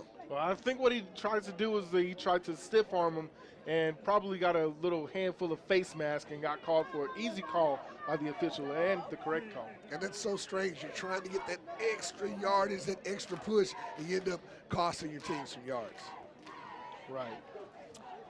All right, the flag's trying to get in place. I think you got a second down here coming. So a big first down there. It's going to end up being a penalty, so it's going to be second and short. As a matter of fact, 2nd and 1 right here now for Albany State. Let's see if they keep the ball on the ground. They have really yet to get any kind of ground game going. All their success has come in the air. And here's Williams dropping back to pass. Once again, he's going to, instead of the run, he's going to find his flank out to the left side, and he's going to be brought down real close to those first down markers. That was number 20, Jalen Boyd, on the reception. And Jalen Boyd, that was actually number 28. 28, I'm sorry about that. That's number 28, Keelan Freeze. Keelan Freeze did a little drag route, and Williams put that right on the money on the back shoulder throw in. Great execution, just not. He goes for no gain. All right, first down to go. First down and 10 here for the Golden Rams. And it's not rare, especially in the days of throwing the football, but instead of running it, they rather just take the nice little 2-yard dump pass and try to get something out of that. Here, Williams going to spin around the backfield. He's going for the end zone. He has a man open on the left side, but not for long, as Williams swings over, has the ball in his hands for Lane College, but he drops it. Kenneth Williams, great read and great break on the football. Yeah, great recognition by Kenneth Williams because he was wide open. It was not a good throw on Williams' part. He threw that one up for grabs. If you're a quarterback, you want to throw it like right in front of the receiver. If he throws it out in front, then it probably is going to be a waltz-in touchdown for the wide receiver. But he threw it up for grabs, and a near pick by the senior leader, Kenneth Williams. Yeah, and it looked like he underthrew him and overthrew him at the same time. So in other words, that's just a bad pass. He had a receiver wide open. He didn't throw him open, though. Let's see if Calais Williams can make up for it here on 2nd and 10 because they're looking to throw the football. This time he's going to hand it off to his back, and there's number 28 again, Fraze, and he goes down. That's a senior out of Ellenwood, Georgia. He picks up no yards on the play. And a great pursuit by number 41 for Lane College in the backfield quickly and reacting to the pass. Reacting to the run. And a 3rd down and 10 for ASU. That was Jeffrey Johnson we were talking about on that pursuit on defense. Good job there by Lane, and this is exactly what the defense needs. I don't know if they're in field goal range or not. Their kicker's been a little inconsistent with the punting, but they got trips out to the right, one receiver out to the left, one back in the backfield with Williams, and that'll be Habersham, the junior out of Savannah, Georgia. Williams looking over to the sideline, seeing what play they want to call. Only 2 seconds on the play clock, and a timeout will have to be taken by Albany State, and we're going to take a timeout as well. Let's take a 30-second break here. We're live from the Lane College Dragons lair. You're listening to Fox Sports Jackson.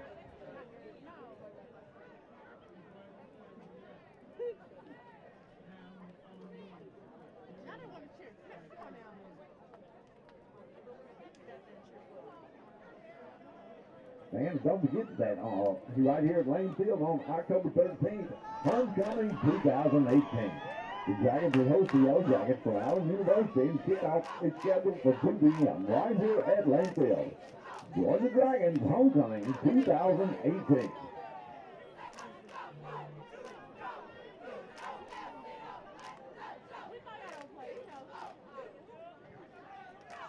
8:13 left to go in the 3rd quarter of play. 7-0 is your score.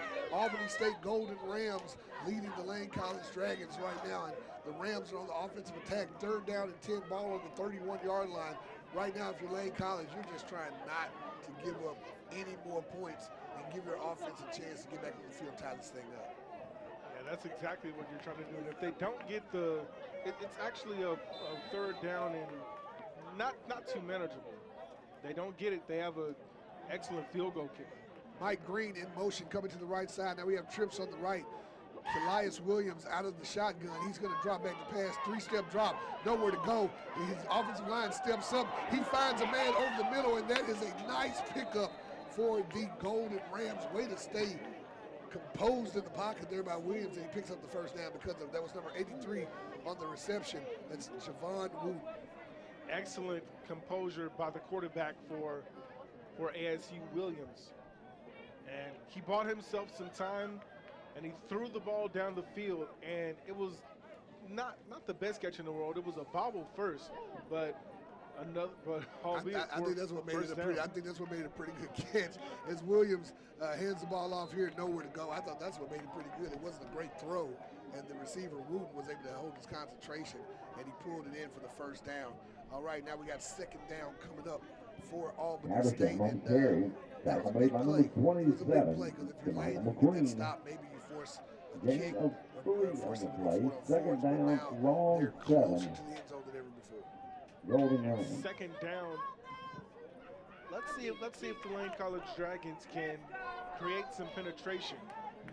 A turnover would be a pleasant surprise for Lane at this point in time. Williams is going to get the ball. He's going to keep it himself on the RPO, run pass option. He's going to pick up about 4 yards on the play. It's going to be 3rd down and about 4 to go, and they are currently on the 7-yard line. So very, very close to the end zone for the Golden Rams. Yeah, very close to the end zone, and it's 3rd down and another 3rd down for ASU. Let's see if the Dragons can stop them this time. I don't think they've been able to stop them on 3rd down. All right, here you go. 3rd and short, but not 3rd and goal. So anything is positive right now for Lane. If you can get a stop at the line of scrimmage or even force a turnover, you got to be going for the ball. Hard count right there. And the side judge was a little late on that flag. You can see the offensive line for the Golden Rams saying, come on, man, he touched me. It was all encroachment. Let's see what the official calls. Offside defense. Yep. Number 7, unabated. So 5-yard I've penalty. never really seen, I've seen it before, but I've never seen it done lately. The official doesn't call it. The offensive lineman stands up and says, "Come on, man." And that's exactly what he does. He throws the flag after That was the first time that I've seen undisciplinedness from this Lane College defensive line. all day. All day, yeah. And couldn't come at a worse time right now because I believe you got a very third and short situation coming up right by the goal line. The ball is on the 2-yard line, and they're going to go over the top for a jump ball, and the pass is incomplete. So kind of surprised Albany went with that. Looks like they were trying to go for the surprise attack there. Albany State is incomplete. They tried to run a pass because they've been running all game. They have to switch up their offense, and they tried to catch Lane by surprise to no avail. Yeah, and we talked about this a couple of plays ago. The running game has not worked. The running game has not worked for the Golden Rams, so they'd rather put the ball in the air, and it couldn't really come back to hurt them here. It's 4th down. It's 4th and goal to go. They got to put it in the end zone. And you see Williams out of the shotgun. He's going to get it. He's going to spin, and he's going to try to get in. It's going to be close. I don't see a call from the officials yet as they run in at the pile, and I believe he is down before he gets to the goal line. I don't think they had to get into the goal line. I think it was like 4th down in inches. Let's see how close they are. The officials are trying to go over it. Currently on keeper. 1st and goal. You're right. They got the inches right there by just a little bit. So now we got a 1st and goal situation for the Rams. They got 4 chances to get it in from the 1-yard line. Not a very good formula for Lane right here. Need a turnover. There's the snap, there's the run, and he is into the end zone.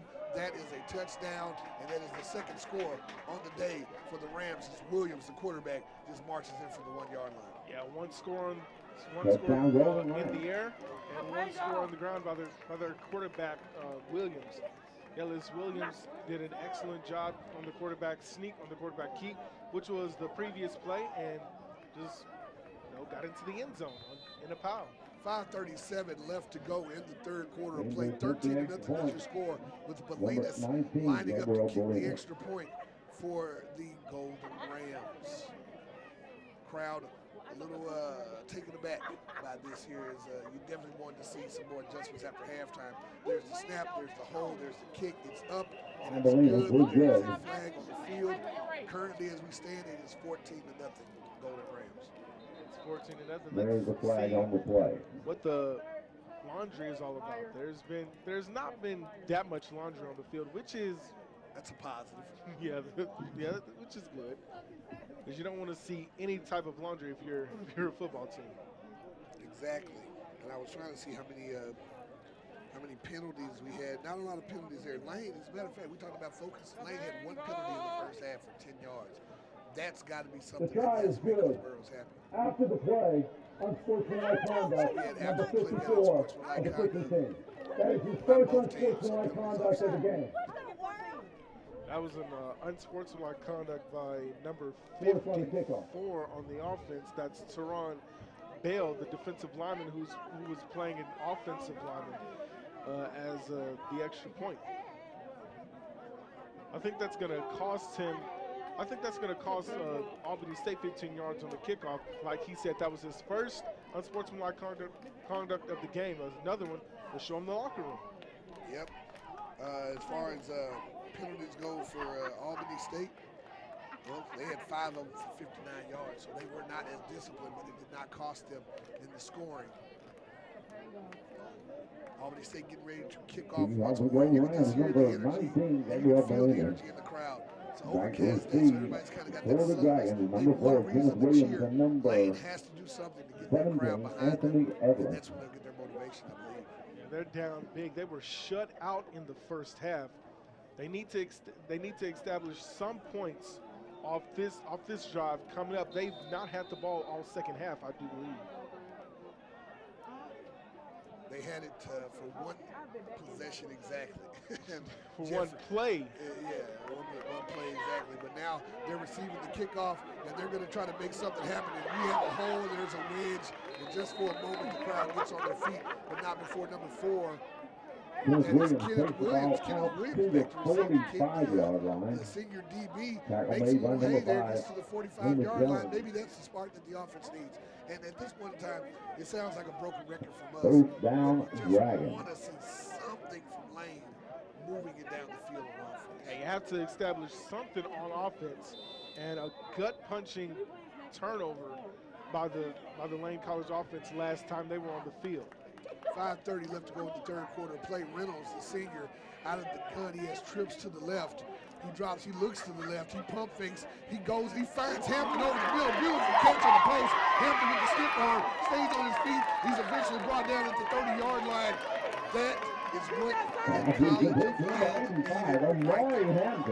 a great play on the simple post pattern over the middle. Corey Hampton was hit in the stride, and the ball was delivered right on the money. You got to give Hampton some credit for those hands too, man, because those were beautiful hands, and he goes out and he reaches and he catches it with all palms. All right, let's see what happens again. We got 3 out to the left, 1 to the right. Reynolds this time, he's going to keep it himself. He's going to turn upfield, going to make a nice move. He stays in bounds. He's walking the sideline. Eventually, he steps out right around the 12. Oh, no, they're going to say he stepped out at the 21. That was a very late call there. But it's still a nice play on the nice carry. He picks up about 8 yards on the play. Marcus Reynolds tried to tiptoe the sideline, get his little ballerina on. 7 down, 3 Dragons. So we got our defensive shoes on. We got a ballerina shoes on.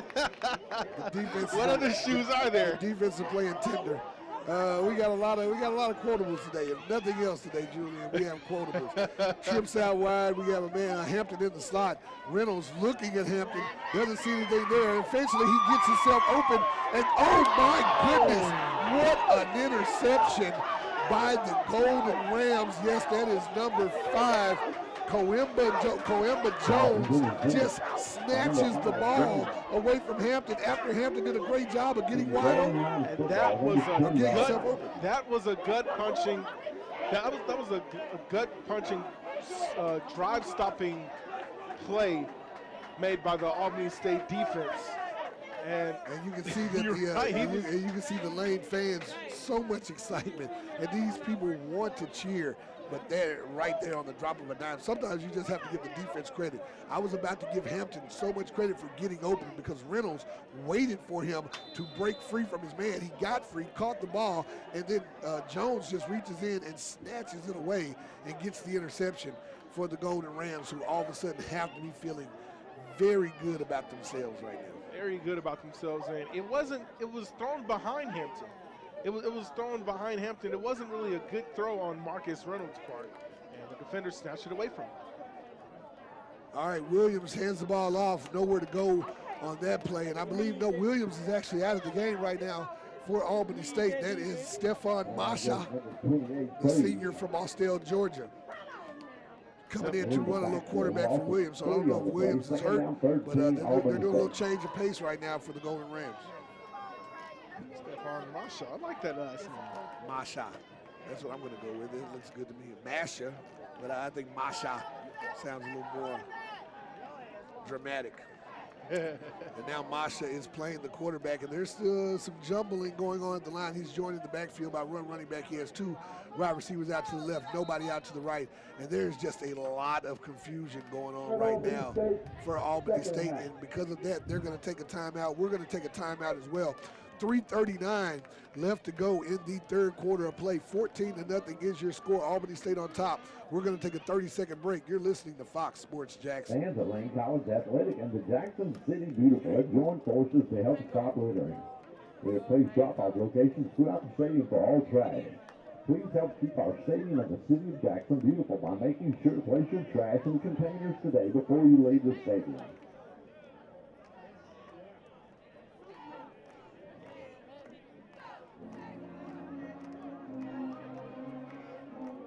And today is the Cody Jones free poster day. The Cody Jones is a Lane College online, played for the Baltimore Ravens in the NFL. He is also the wide receivers coach at Lane College. Those 500 fans who game today received a poster of Mr. Jones in action. We thank you for supporting the attendance at all Lane College athletic events. And we are back here at Lane College Field, and such a promising drive there for Lane. on that last possession ends in heartbreak as an interception takes place by Jones for the Golden Rams. Now the Golden Rams are back on offense. Second down and 13, though, and they're not in the most enviable position right now at the their own 10-yard line. There's a bad snap on the ground, nowhere to go, and that might be intentional. No, there's not going to be intentional grounding. Masha gets it out just in time outside the pocket, but that's going to be a 3rd and long, and maybe not the worst thing to happen for Lane there. There was a receiver in the area there, so no intentional grounding call, and 3rd down and long for this LCD defense. Dexter Collins doesn't play a lot of consecutive plays, but when he's in there, he's really making an impact. Yeah, he's definitely making an impact on this one. Because he definitely disrupted the snap on that one. He's out of the game right now. And here's the snap again. The band plays on. Masha comes out, throws it to a receiver who's wide open, and he just trucks one of the Lane defenders. That's number 4 on the catch, Habersham, and he's going to be really close to a first down. Nice play by Kimberly McHarbershon, just out of the backfield, getting himself open and then lowering the shoulder and lowering the boom on a Lane College defender. And he does pick up enough for the first down, so after being very, very close to their own goal line, they're out at the 21-yard line right now. And, man, Masha looks pretty comfortable back there. He's a senior. He doesn't look phased by too much. He's going to hand it off to his back, Habersham, and Habersham busted open again, and this time he trucks another Lane defender. Where's this running game been all day for the Golden Rams? Powerful run by this running back in McKinley Habersham. This 3rd quarter is going by a little bit of a slow pace. 2:40 left to go, and now it's not going by at a slow pace because the no-huddle offense seems to be working. The senior quarterback's back there, and it looks a little smoother for the Rams, but there's going to be a stoppage in play. Illegal substitution on the play. And that's going to be on Lane, unable to get their players on and off the field in a timely manner. It looks like the Rams are really starting to cook. Yeah, penalties are just hurting the Dragons in the second half. Not too many penalties in the first half. One penalty actually in the first half. Yeah, one penalty actually, but penalties are really killing the Dragons right now. All right, let's see if Masha can continue going on. I don't know what happened to Calais Williams, who was doing a decent job. He just scored a touchdown on the last possession, so not sure if he's hurt or not. But Masha is in, and he has Green in motion now coming on the left side of the field. Williams and Green had a really good chemistry. Let's see what Masha does. He's going to drop back to pass. He doesn't see anybody over on the left side. He tries to get out of there, but not before he is taken down by number 27. That is my boy, DeMichael McQueen, with the sack and a big loss for Albany State. And a big loss, and I think what they were trying to do is pound the ground a little bit more with Masha being in at quarterback.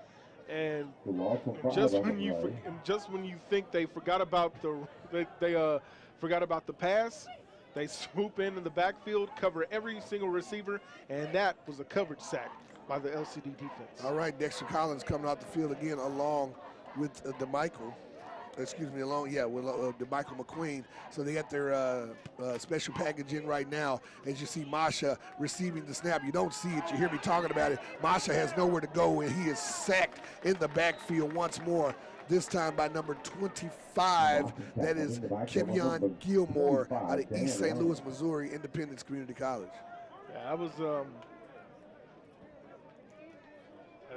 that was a busted play. I think it was miscommunication from the quarterback and the running back.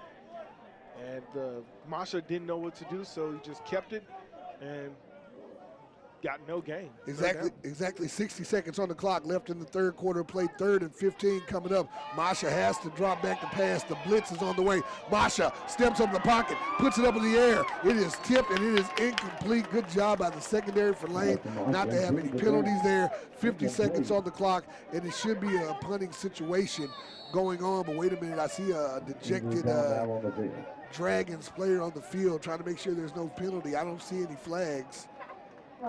Injury.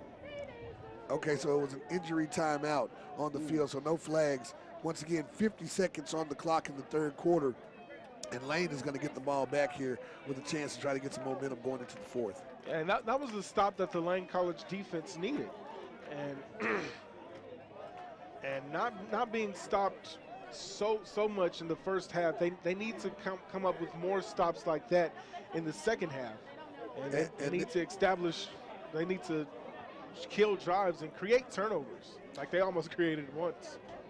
And that injury timeout was for Mr. Mike Green, and Mike Green has been a very useful player in the Albany State offensive sets today, and he had a really good chemistry with Williams. This time Masha tries to air it out to him, but he's ended up taken down, and he's limping off the field. Hopefully that young man will be all right, but if you're Lane, you kind of hope he sits out a couple of possessions on offense because he has been a thorn in your side.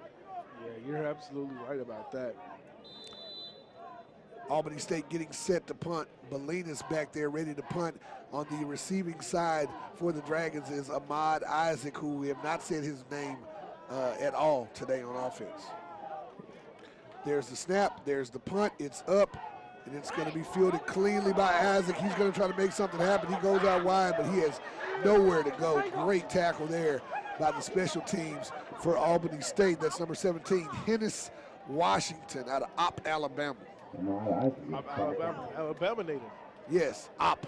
I did not think that was right at first, but it's OPP. So I don't know if he's a naughty. I don't know if they're naughty by nature fans in Opp, Alabama, but if you're down with OPP, shout out Opp, Alabama, because they're feeling pretty good after that tackle. Shout out to Hennis Washington, excuse me. All right, Lane back on the offensive side of the football. 39 seconds left to go in the quarter before we take a break and take it to the fourth. Reynolds drops back the pass. He's going to find Hampton on the nice little banana, on the nice little curl route, the button hook. That's the key to me right now if you're Lane. You have to get the ball out quickly and try to make things happen. Yeah, you have to throw outside. You have to throw outside, just quick slants or quick outside routes, and Amari Hampton did a nice job of executing that play well. Great communication from Reynolds to Hampton. Reynolds out of the shotgun, 25 seconds on the clock. He goes with the hard count. It doesn't work. He looks over to the side, looks for his offensive coordinator, trying to figure out what they want to run right before the quarter ends. He's going to get his men into place. He has quads stacked to the left. He has Hampton out to the right. There's the snap. He's going to keep it himself. He's going to put it on the ground, and not before he's tripped up by number 30. That is Stephen Pierre, but I think that's enough for a first down, so a really good play call by Lane, and that, my friends, is going to flip the field, and we're going to go to the fourth quarter of play. We're going to take a 1-minute break here on Fox Sports Jackson. You're listening to Lane College Dragons football.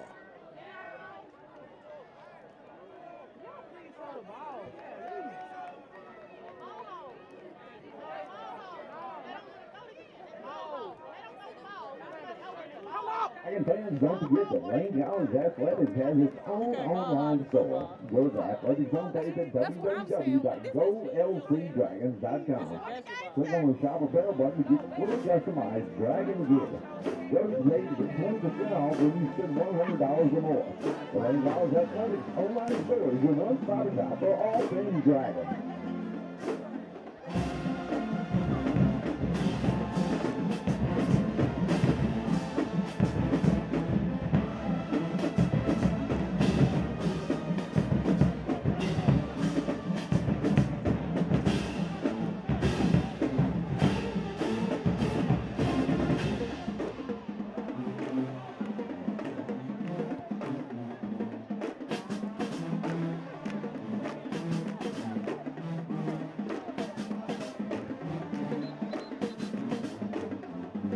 We're back here on Fox Sports Jackson. Lane College football, and the fourth quarter of action is underway. 14-0 is your score. Albany State up right now, but Lane just picked up a big first down at the end of the third quarter. Let's see if the senior Marcus Reynolds can keep things going. He got a quad bunch to the right, one receiver to the left. Out of the shotgun, goes with the hard count. It's not there. Offensive coordinator makes his call. The band is playing on.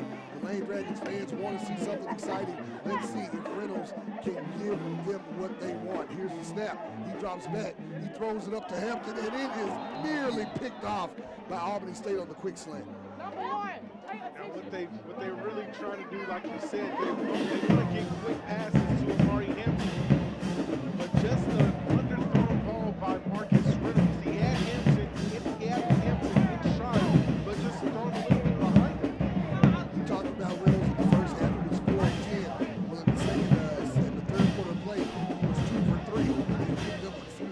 yards. He has 50 yards passing on the day, but they're going to need more than that if they want to try to win this game. They're down by 2 scores.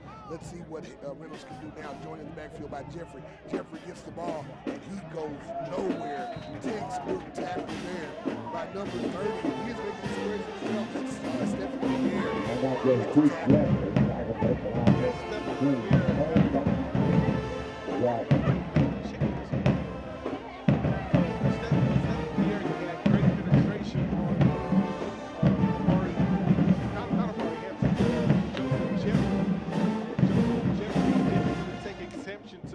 Didn't really take exception to the body slam. I think that was chickenness on the field from Joseph Jeffrey.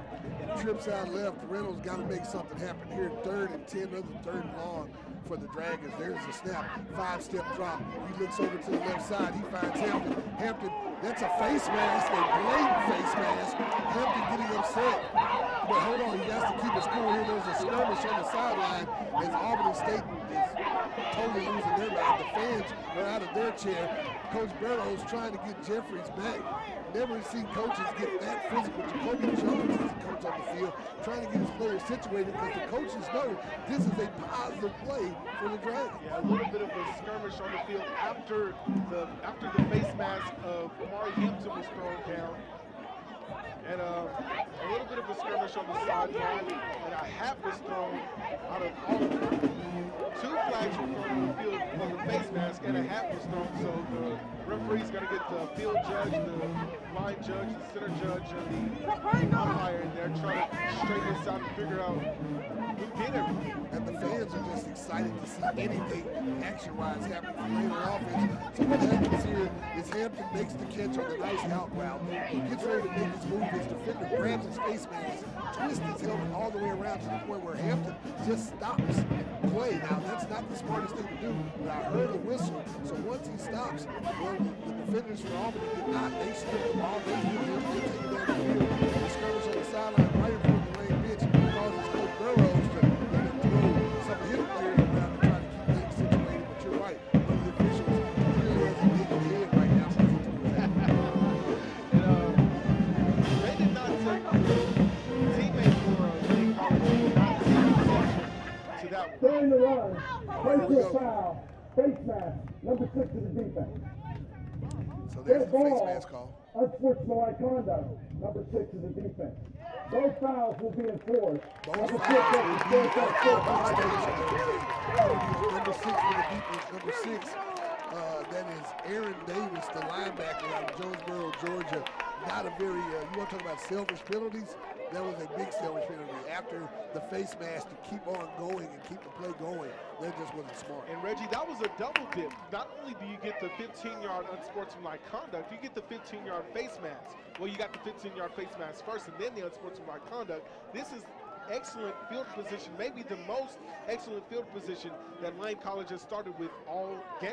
You want to pick up 30 yards on a possession, that's not, there are easier ways to do it, but I'm pretty sure Lane is not going to object to that. So now the Dragons got some momentum thanks to the help of the linebacker for the Golden Rams. Let's see what Reynolds is able to do, and I would love right here. This is where you got a team on the ropes. This is usually what happens to Lane. You have a team on the ropes, they're a little disheveled.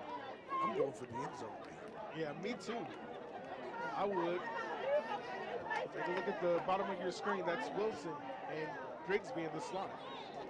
All right, Grigsby in the slot position. Let's see what they do. He is, Reynolds has had a very good connection with Hampton on the day. Hampton is in the other side, other slot on the other side. Let's see what he does. He's joined with Hill at the backfield. Reynolds is going to draw back. He's going to pass, and he's going to find number 81 in the flat. They're going to pick up a nice chunk of yardage there. That is my boy, Quantavious Wilson. Yeah, Wilson was a nice little screen route, a little quick pass to Quantavious Wilson. Nice job of getting around tacklers and gaining 8 yards. 2nd and 2 coming up right here. Just quick hitters, quick routes. That seems where Reynolds is most comfortable. This time he's going to draw back. He's going to look. He has a man. He's looking for Hampton. He finds him. It's underthrown. Waited on the double move. It took a little long to develop. And Reynolds underthrows. Yeah, slightly underthrown ball by Marcus Reynolds. He has to be a little bit more accurate in this drive. And it's 3rd down and 2 for the Lane College Dragons. At the 20-yard line. Just inside the 20-yard line, Marcus Reynolds in the shotgun with Wilson all by himself around the left-hand side with Justin Hill in the backfield. On 3rd and 2, the handoff is to Justin Hill. He bulldozes and powers forward for the 1st down. And a pickup of 2 yards from Justin Hill. A great run to pick up another 1st down. Very smart play there by Lane College. You just want to keep the chains moving. 13-13 left to go in the 4th quarter. You have yet to get on the board. You have to get points here if you're Lane. Yeah, it's 4th down territory if you're Lane College. Trips to the far side. One receiver to the near side. Justin Hill in the backfield, flanking Reynolds. Reynolds will keep it himself, try to get it on the right-hand side, and will get no gain as he stopped just behind the line of scrimmage. Right there, if you're Lane, I don't see a reason to get conservative there. You've been got the run with the 1st down. I would like to see another quick hitter. I know you have less field to work with. The ball's on the 14-yard line, but now you got 2nd and 10 coming up. A touchdown, 1st down is not a sure touchdown, so they just got to keep moving the football. 2nd and 10 with twins on either side for Lane College. Man in motion. Now trips piled up. Reynolds looking that way. Has to get rid of it and complete to Quantavious Wilson, but we have a flag in the backfield. Maybe a rule situation for Lane College. That's usually what you see when you see the flag that far back, and you saw Reynolds had a little extra second. It might have been a hold. Number 59, the offense. Yeah, and maybe that's a good thing for Lane because it backs them up a little bit and gives them more room. They seem to like having room for those quick hitters.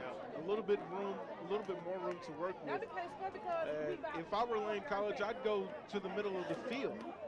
And Ahmad Isaac, or excuse me, that's Quantavious Wilson on the left-hand side of Marcus Reynolds, who is a left-handed quarterback himself. All right, Isaac is all by himself on the far side. Try to get a matchup on him. Justin Hill in the backfield flanking Reynolds. Reynolds looking to throws over the top downfield. Wilson's open, incomplete. He tried to hit Amari Hampton down the sideline, and it's 3rd down and long for the Dragons. And we've got a man down on the field for Lane College. That's number 54, Joseph Samuel, and he came down in a heat, almost coming down on his starting quarterback. He's going to be all right. I think he's going to try to stay in the game with a little bit of a limp as one of the officials checks on him. And, yeah, I think he's going to stay on the field here. They are going to give him a little bit of time. They are going to take an official timeout to replace the injured Dragon on the field with 11:43 left to go in the 4th quarter. It's 14-0 as number 70 checks in for LCD. All right, and this young man, yeah, he's hobbling quite a bit as the trainers bring him off the field to the sideline. Right now, getting back to the game on the field, 3rd and 16 if you're Lane. To go so promising and be so close to the end zone at that 14-yard line. Now you find yourself back on the 25-yard line. You want to pick up some yards here to give Payne another chance to get some points on the board. You hear the fans here saying, let's go Dragons, let's go. It's 3rd down and 16 for Marcus Reynolds in this offense. Wilson, Hampton, and Grigsby in his left-hand side. Isaac is all by himself again. On 3rd down and 16. Reynolds in shotgun. He takes the snap. And he's going to escape trouble. Throw downfield. Incomplete as he tries to hit Quantavious Wilson. It's going to bring up 4th down. Unable to keep that foot in bounds there. I like Reynolds trying to stay alive, looking at the corner of the end zone, but you're right, not able to keep that foot down, just a little overthrown. You can tell these fans are looking for anything to get excited about the game. You'd like to see that. That was probably the 2nd best drive Lane's had. Now it's going to be the best drive Lane has if they come away with some points here. Payne is set up to kick the field goal, and it's about once again, I believe they're at the 32-yard line, so we're looking at a possible 43-yard field goal here for Payne. I got it right here as the Lane Dragons line up for the possible first points of the day to go their way. Let's see what Pena can do. Here's the snap, here's the hole, here's the kick. It's low, but it's going, and it's going to be pulled to the left.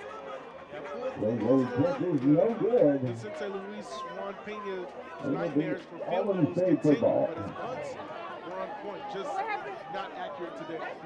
Maybe you should try drop kicks into the end zone. I mean, I've seen people even drop kick before, catching kind of punt it in there because his punts are so accurate and so deadly, but unable to come away with points there. So it's 2 scoring opportunities going by the board for the Dragons, and they find themselves still on the wrong side of a shutout. 14-0 is your score with 11:09 left to play in the ball game. Looks like the Golden Rams are going to take over at the 25-yard line, looking to make something happen. Masha still in. He's going to hand the ball off to his back. And the defense for the Lane Dragons still not, they're not breaking. They're bending a little, but they're not breaking. And that's kind of what they have to do right now if their team has any chance to win the ball game. You almost got to look for turnovers at this point. Yeah, you have to look for defensive plays and, you know, great leadership and wonderful plays made in the backfield. And Collins is in there, the defensive lineman for Lane College. And Williams has yet to make Kenneth Williams on the defensive side of the ball has yet to make a big play in the game. He wants to try to get involved early. All right, there's a snap and a run, and once again, nowhere to go. A whole bunch of navy blue jerseys at the line of scrimmage for the Dragons and the Golden Rams. They're playing a little conservative here, a lot of conservative play calling. You almost have to be careful of that with 10 minutes left to go in the ball game. You don't want to get too conservative. Yeah, you don't want to get too conservative. And wonderful penetration by the LCD defense, including your boy Collins out of Houston, who's coming out for a play and a third down for the Rams. 3rd down and 7 to go. Big play here for the Dragons defense. You definitely want to try to keep the field in your favor. The punter has shanked a couple of punts before. You might be able to get it back in some good field position for your offense. Masha with the snap. The senior drops back, rolls to the right, looking for a man. He finds one in the open in the flat. That's Mr. Green. Mr. Green still on his feet, eventually taken down by his own man, but not before he picks up a big chunk of yardage for the first down. Big chunk of yardage at the 42-yard line. Off the little dump pass out of the backfield. It's a huge gain out in front of him as he had nothing but the surface ahead, and he picked up the first down. Huge gain, another huge gain for this ASU offense. That's what I like about Coach Giardina, the fact that he's able to make the most simple play call on 3rd down. You're talking about 3rd and 7. You're talking about 3rd and 7 here, and you just want to pick up the first. That's what I want to see more out of Lane. You got to keep yourself out of those 3rd and long situations, but when you do, you're just trying to get as much yardage as possible. You never know what the defense is going to give you. Masha, the senior is under quarterback. This time he's going to keep it himself. He's coming up that left side. He has some blockers, and eventually he is taken down, and he is tackled there by number 9. I believe that is Streeter for the Lane Dragons. Yeah, Travis Streeter has a great reputation. His friends call him Street. And he's going to have to lead the street of the Lane College defense. It's actually a pretty cool nickname to be on defense. When you think about it, if you hit the street always wins. You know, the street is tough. Yes. The street is concrete. You don't mess around with the street. You know what I mean? That is a tough nickname. Yeah, it's pretty tough. All right, let's do Sesame Street. And even then, Grover, I wouldn't want to cross Grover at night. I wouldn't want to cross Grover at night. All right, Masha still at quarterback. Don't know what happened to Calais Williams. Maybe we'll find out something after the game. But Masha is doing a good job of leading his team until right there. And look at the strip there by the Lane College Dragons. Number 41 takes the ball out of his hands. It was Jeffrey Johnson. Masha not doing a good job of protecting the ball. And once again, it is ripped from the palms, and that is the turnover that the Lane College Dragons needed, their 2nd one of the day. And they have excellent field position for their offense to work with. Wow. And you might see that once in a football game where somebody literally takes the ball away from the offensive player. We've seen it twice today. Yeah, we've seen it twice, and that's just excellent discipline by this Lane College defense, engaging in the tackle and engaging in the strip in the backfield. Just like you said, poor ball control by the quarterback Masha. 8 minutes left to go in the fourth quarter of play. Let's see if Lane can string together some offense here and get the ball into the end zone, because the kicking game has not been on point today. Hampton in motion, in the slot. Reynolds looking for Hampton. He finds him over the middle with a nice little cross route. He picks up about 5 yards on the play. I would just keep going to that well. If it ain't broke, don't fix it. That's actually been the bread and butter of this LCD offense all second half. Quick passes, intermediate stuff. They need to take whatever they can get in the second half. All right, Justin Hill in the backfield with Reynolds. We got 2 out wide on the right and on the left. You got Hampton in the slot. Let's see if they're going to Hampton again. Reynolds is looking right at him. Doesn't have anywhere to go. He sneaks out of one tackle, throws it downfield to absolutely no one. That is going to be an incomplete pass. Clock stops with 7:22. And it brings up a third down. Just threw that one to nobody. I think that was his way of throwing the ball away, because Hampton was completely covered. Right, and that's the thing when you, as a senior quarterback, I'm not going to question Reynolds, but to look at your receiver, sometimes you have to look off your receiver, and it helps him out a little bit on the defense, if I'm correct here. Yeah, that helps the defense a little bit. Third down and 8. Third down and 8, and this is I've been saying it probably since the middle of the second quarter, because when you see the offense looks like this, every third down is huge. But you just got to try to get as many yards as possible. Hill in the backfield with Reynolds. Reynolds gets the snap out of the shotgun. He steps up in the pocket looking for a man. He's going to find his man wide open. That is Hampton, and that is a first down. This drive, Amari Hampton has been making his presence. We haven't heard about Isaac.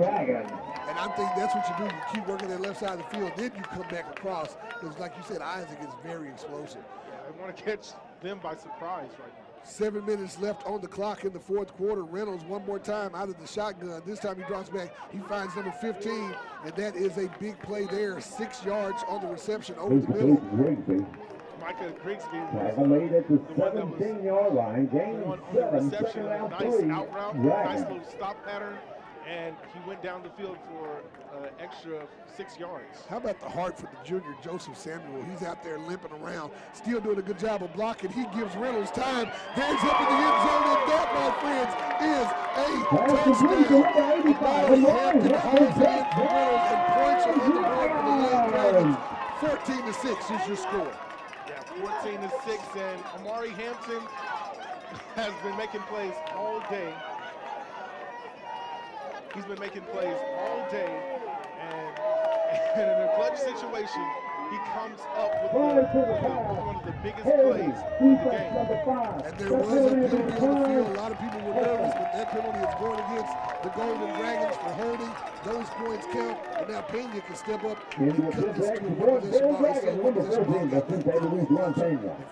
Yeah, remember, Juan Pena missed an extra point, missed 2 extra points last time around against Morehouse. All right, let's see. He's lining up to take the kick. These are very important points to make sure you don't have to go for 2 later on. The kick is up, and it is good. Not the prettiest thing in the world, but it ain't got to be pretty. You can put it in the end zone. 14-7 is your score. We're going to take a 30-second break here on Fox Sports Jackson. You're listening to Lane College Dragons football.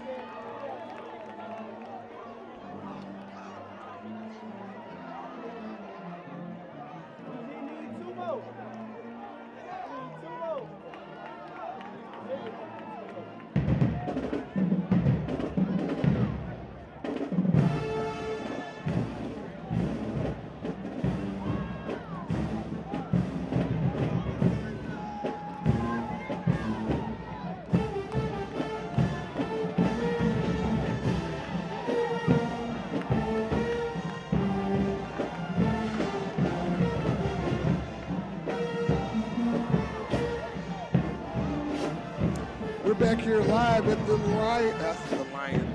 Lane Dragons Den.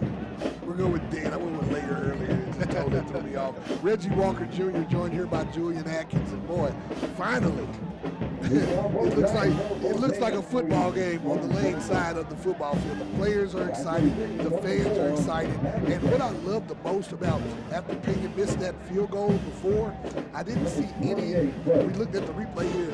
Reynolds faced the senior quarterback totally stone-faced. He wasn't frustrated. He was confident, and that last drive showed you what can happen when you have a senior leader on the field.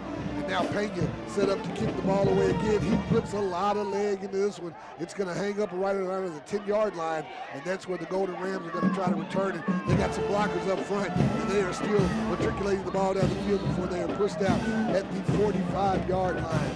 And that's where the Golden Rams will take over on offense. Still have not seen Calais Williams. He led them to 2 scores early on. The senior Masha has been in, and they haven't scored since.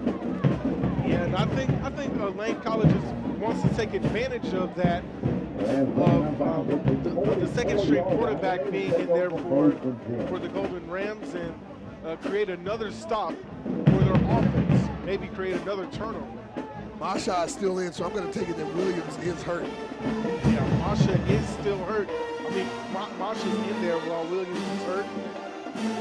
And Masha's going to motion a man to the far side.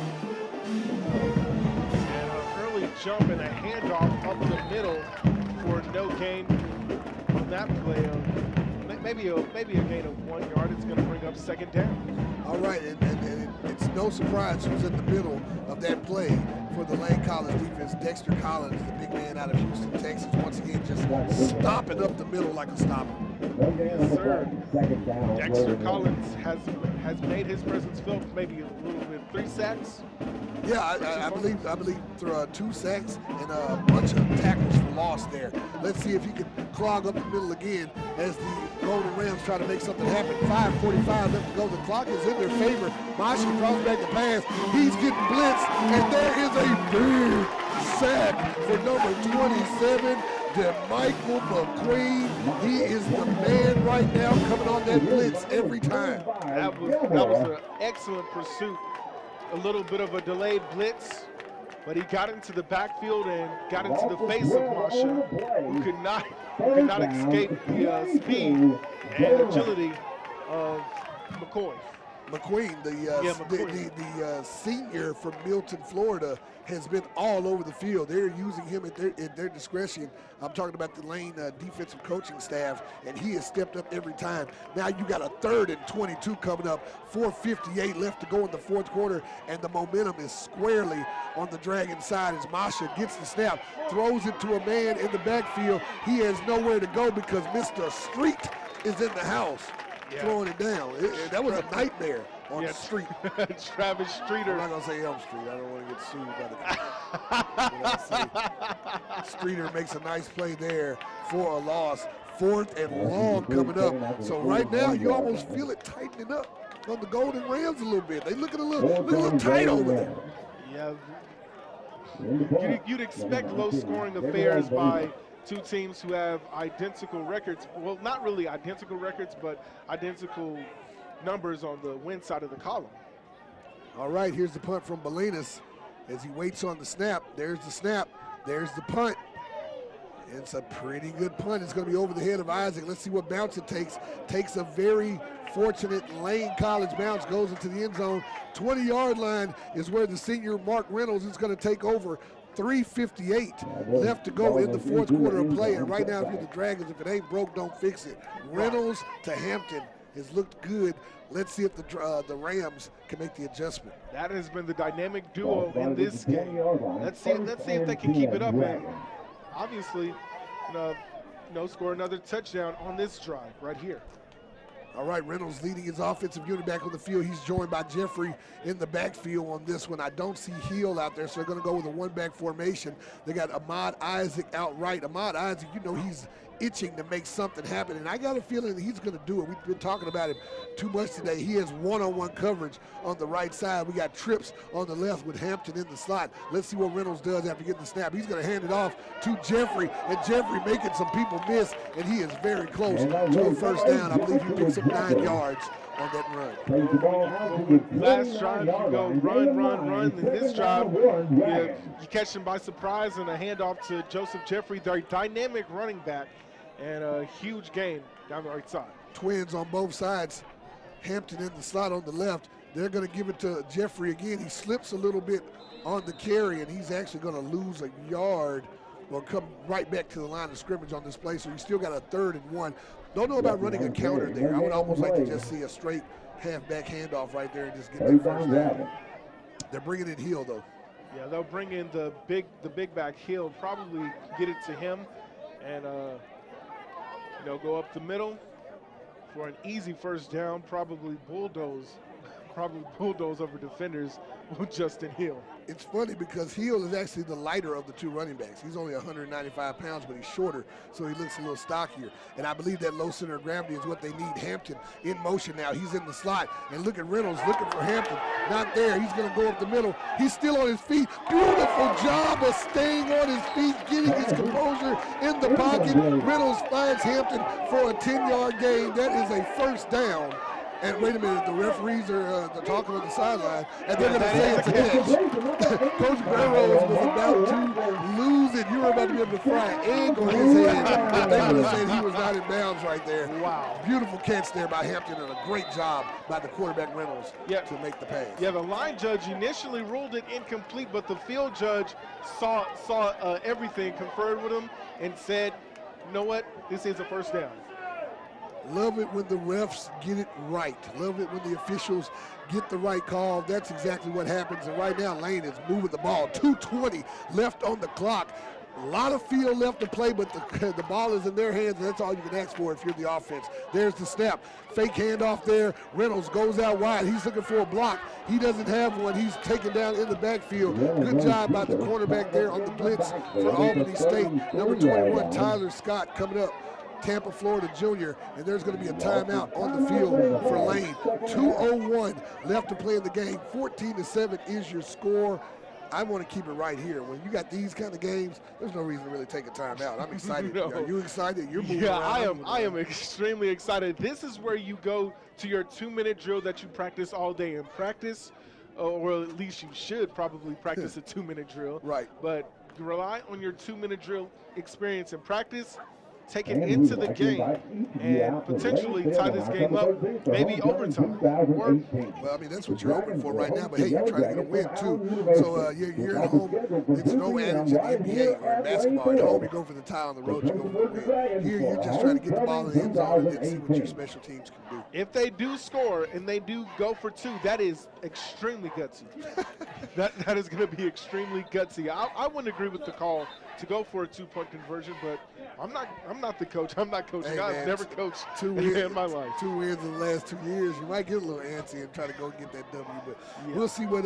We're counting our chickens maybe before they're hatched. It's a 2nd and 16 coming up right here, and I'm not the smartest guy in the world. I've never coached football and pass before. I coached flag football, but I definitely think you want to get at least 7 or 8 yards here to give yourself a 3rd and single digits coming up. You got trips out to the left. There's the snap. Reynolds drops back. He's looking for a man. He's keeping his head over downfield, and he throws it to nobody, but he is walloped after the play. And, you can see the Lane coaches want a flag. Reynolds is slow to get up. There is a flag on the field. Not sure what it's for. It might be for holding. It might be for holding, and Marcus Reynolds showing off his toughness, just shaking this off. And it is going to be against Lane College, and a very colossal mistake on this drive for the Lane College Dragons. So, I mean, you got to give the other team some credit too. Lane's not out there playing themselves. 1:55 left to go in the ball game, and ever since Lane had that momentum, the crowd was on their side. Albany State came out, and hey, they want to win just as bad, and that's the way that they've been playing defense. 3rd and 16 coming up right here. Reynolds was a little shaken up after that play. Let's see what his composure is like. He's going to have to try to find somebody open downfield. His receivers are going to have to get open. They are in a straight prevent on the Golden Ram side. There is the snap. There's Reynolds dropping back. He's looking for a man. He has nowhere to go. He is swarmed and taken down at the 25-yard line. 1:45 on the play clock. And 14-7 is still your score, and it is 4th down and a mile. I think it's fourth down territory if you're Lane College. No, there's no thinking about that. You're down by 7 points with 1 minute and 36 seconds left. They're taking a timeout. You have to go for it. Well, Reggie, it's 4th down and infinity to go. You're down 14. I mean, you're down by 7 with 1 minute 36 left to go. What would you do in this situation? I mean, man, there's not too much you can do. And all my experience comes from playing Madden, and I never punt on Madden. So I got my. You got to look into the playbook. If you're the offensive coordinator for Lane, you got to look into the playbook. You got to go to page 77. I don't even know if they got 77 pages in the playbook. And you got to look at the last play, and that's what you call the super secret play. Wow. The fourth, what is it? The 4th and 37 play to get you a first down and win you the ball game. That's what you got to do. That's what I would do if I was coaching. So 4th down and infinity. Yeah. It's the 4th down and 37 play on page 77 of the playbook. And you got trips out to the left. You got Ahmad Isaac at the top of your screen. Solo Dolo out there. You got one back in the backfield to give Reynolds some protection, and that is Hill. And of course, you have people coming off the line wrong. Reynolds drops back. He throws a bullet downfield, and it is caught by Wilson at the 30. That was my play. That was my play. Wow. Wow. A lot of confusion on the field. 1:30 left on the clock. That is a first down. It worked. It worked, and they went to their tall guy. Montavious Wilson is 6'5", and he made a play when the play needs to be made. Played as a true freshman last year and made his presence felt. And Lane College in wonderful field position to tie this game up. Unbelievable. Like you said, 4th and infinity. I like your call as well. I called it 4th and 37. I honestly don't know what it is. We're going to look back. They did not update it on the clock. I guess I could have counted. That would have made me a more reliable play-by-play guy, I guess. But all I know is I just watched a wonderful play there as the defense went to prevent mode, and they didn't prevent Mr. Wilson from catching a beautiful pass wide open in the middle of the field. Yeah, but what they did do is they used Wilson's size. Reynolds made Wilson use his size to go up and catch that with all 6'5" of his body. Yeah. And nobody else was going to get by it because the pass was picture perfect. It was right to Wilson. All he had to do was jump straight up. Probably the best pass that Reynolds has thrown all day with no pressure around. 1:30 left on the clock. 14-7 is your score on the game. And finally, you see these Lane fans are up on their feet. And they're feeling pretty good over on the sideline. The players are crunk. And yes, I use the word crunk. And I did not learn that in college. 1:30 to go. Well, I did, but it wasn't in class. All right, we have we have twins out to the right, out to the left. You got, who is that in the middle? That's Hampton in the slot as usual. Let's see what Reynolds can do. He gets some blocking from Hill. He didn't get enough blocking though. And finally, Reynolds very smartly gets rid of the football. I love that. He was not doing that the first game of the year. Now, all of a sudden, he's realizing how important field position is. Yeah, you can't take a sack in this situation. This is also 4-down territory. A sack is going to hurt, possibly kill your drive. 1:24 on the clock right now, 2nd and 10 to go. And it's something, these Lane players, they look loose. I'm looking at Justin Hill in the backfield dancing and bouncing. They feel like momentum is on their side. They know they got the plays called, and they look like they got a little extra energy in the tank, more than Albany does. But let's see what happens here as you got the shotgun, you got the spread formation. Reynolds, the senior, out of the shotgun. He's looking, he sees the linebacker blitzing. He's calling for it right here, and there he comes. Reynolds gets the snap. He throws the pass. Oh, just out of the fingertips of Mr. Amari Hampton, and he tries to go Odell Beckham right there, and it didn't pay off. Yeah, you took the words right out of my mouth, partner. He tried to Odell that one, probably a little bit of an overthrown ball. It was just a little bit. Yeah, just a tad overthrown, and Amari Hampton had to stretch out for it and couldn't make the Odell play. That play actually works. I would run it again. I would almost run it on the opposite side. I would flip the field and maybe try to run that again because he was open. The pass just had a little too much mustard on it. 3rd down and 10, 1:19 left to go in the 4th quarter.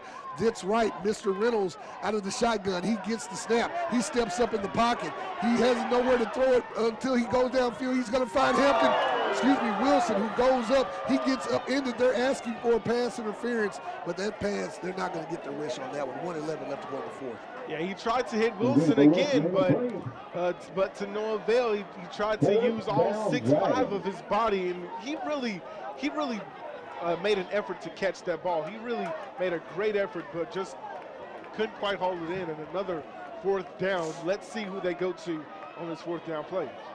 I think you still got to go for the first down here. Timeout situation. One timeout still remaining. No timeouts remaining for Lane. One timeout for the Golden Dragons. I think you still got to go for the 4th down here. You don't want to just give up the ball. You got Hampton in motion going to the right side of your screen. He's going to come out into the flat. And, oh, there it is. There's the sack there by Albany. And that, my friends, is probably going to be the ball game as Reynolds, once again, had nowhere to go with the football. Yeah, this the offensive line haven't really been all that.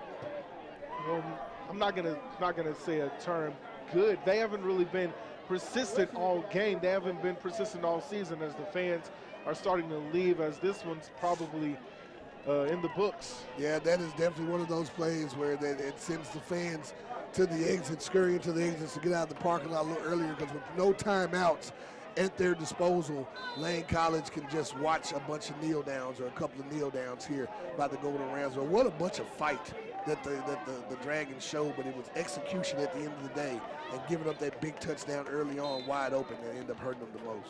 Yeah, right. They needed a first down badly, but pressure came off the left-hand side, and Reynolds couldn't quite get rid of it. Couldn't escape that sack, and couldn't throw on the run. And I'm not going to sit here and lie like I know what it's like to be a quarterback at any level and having to deal with the pressure of grown men running at you trying to rip your helmet off. But it just seems like a couple of times Reynolds, when he does show the composure and keeps his eyes up downfield, good things happen. When he puts them down and he tucks that ball, it's usually a sack or a loss of downs. Right, and another kneel down. Yeah, that's another kneel down. 20 seconds left to go. That is the last play of the game. Looks like the Dragons are going to come up a little short here today by a score of 14-7. Still unable to crack that win column, but boy, oh boy, did it really turn up late. If they can sustain that kind of energy over the course of a whole game, no telling what can happen. The players are on the field shaking hands. The final buzzer is about to go off. 14-7 is your final score. We're going to take a 1-minute break. We'll be back with the post-game wrap-up, so make sure you stay tuned to Lane College football here on Fox Sports Jackson. Dragons 7. Fans, don't forget that at the end of the day, the only score that matters is you arriving home safe. Please remember to buckle up and drive safely.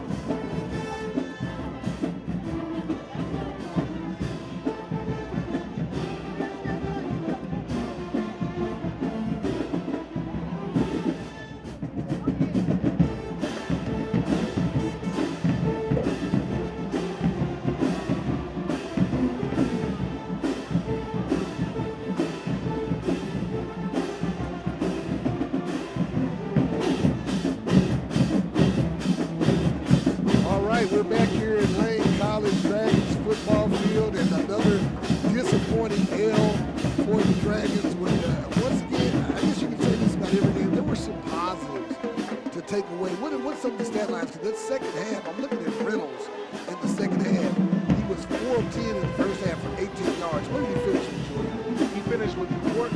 He finished with 14 and 30 in the second half, and he was very, very proficient.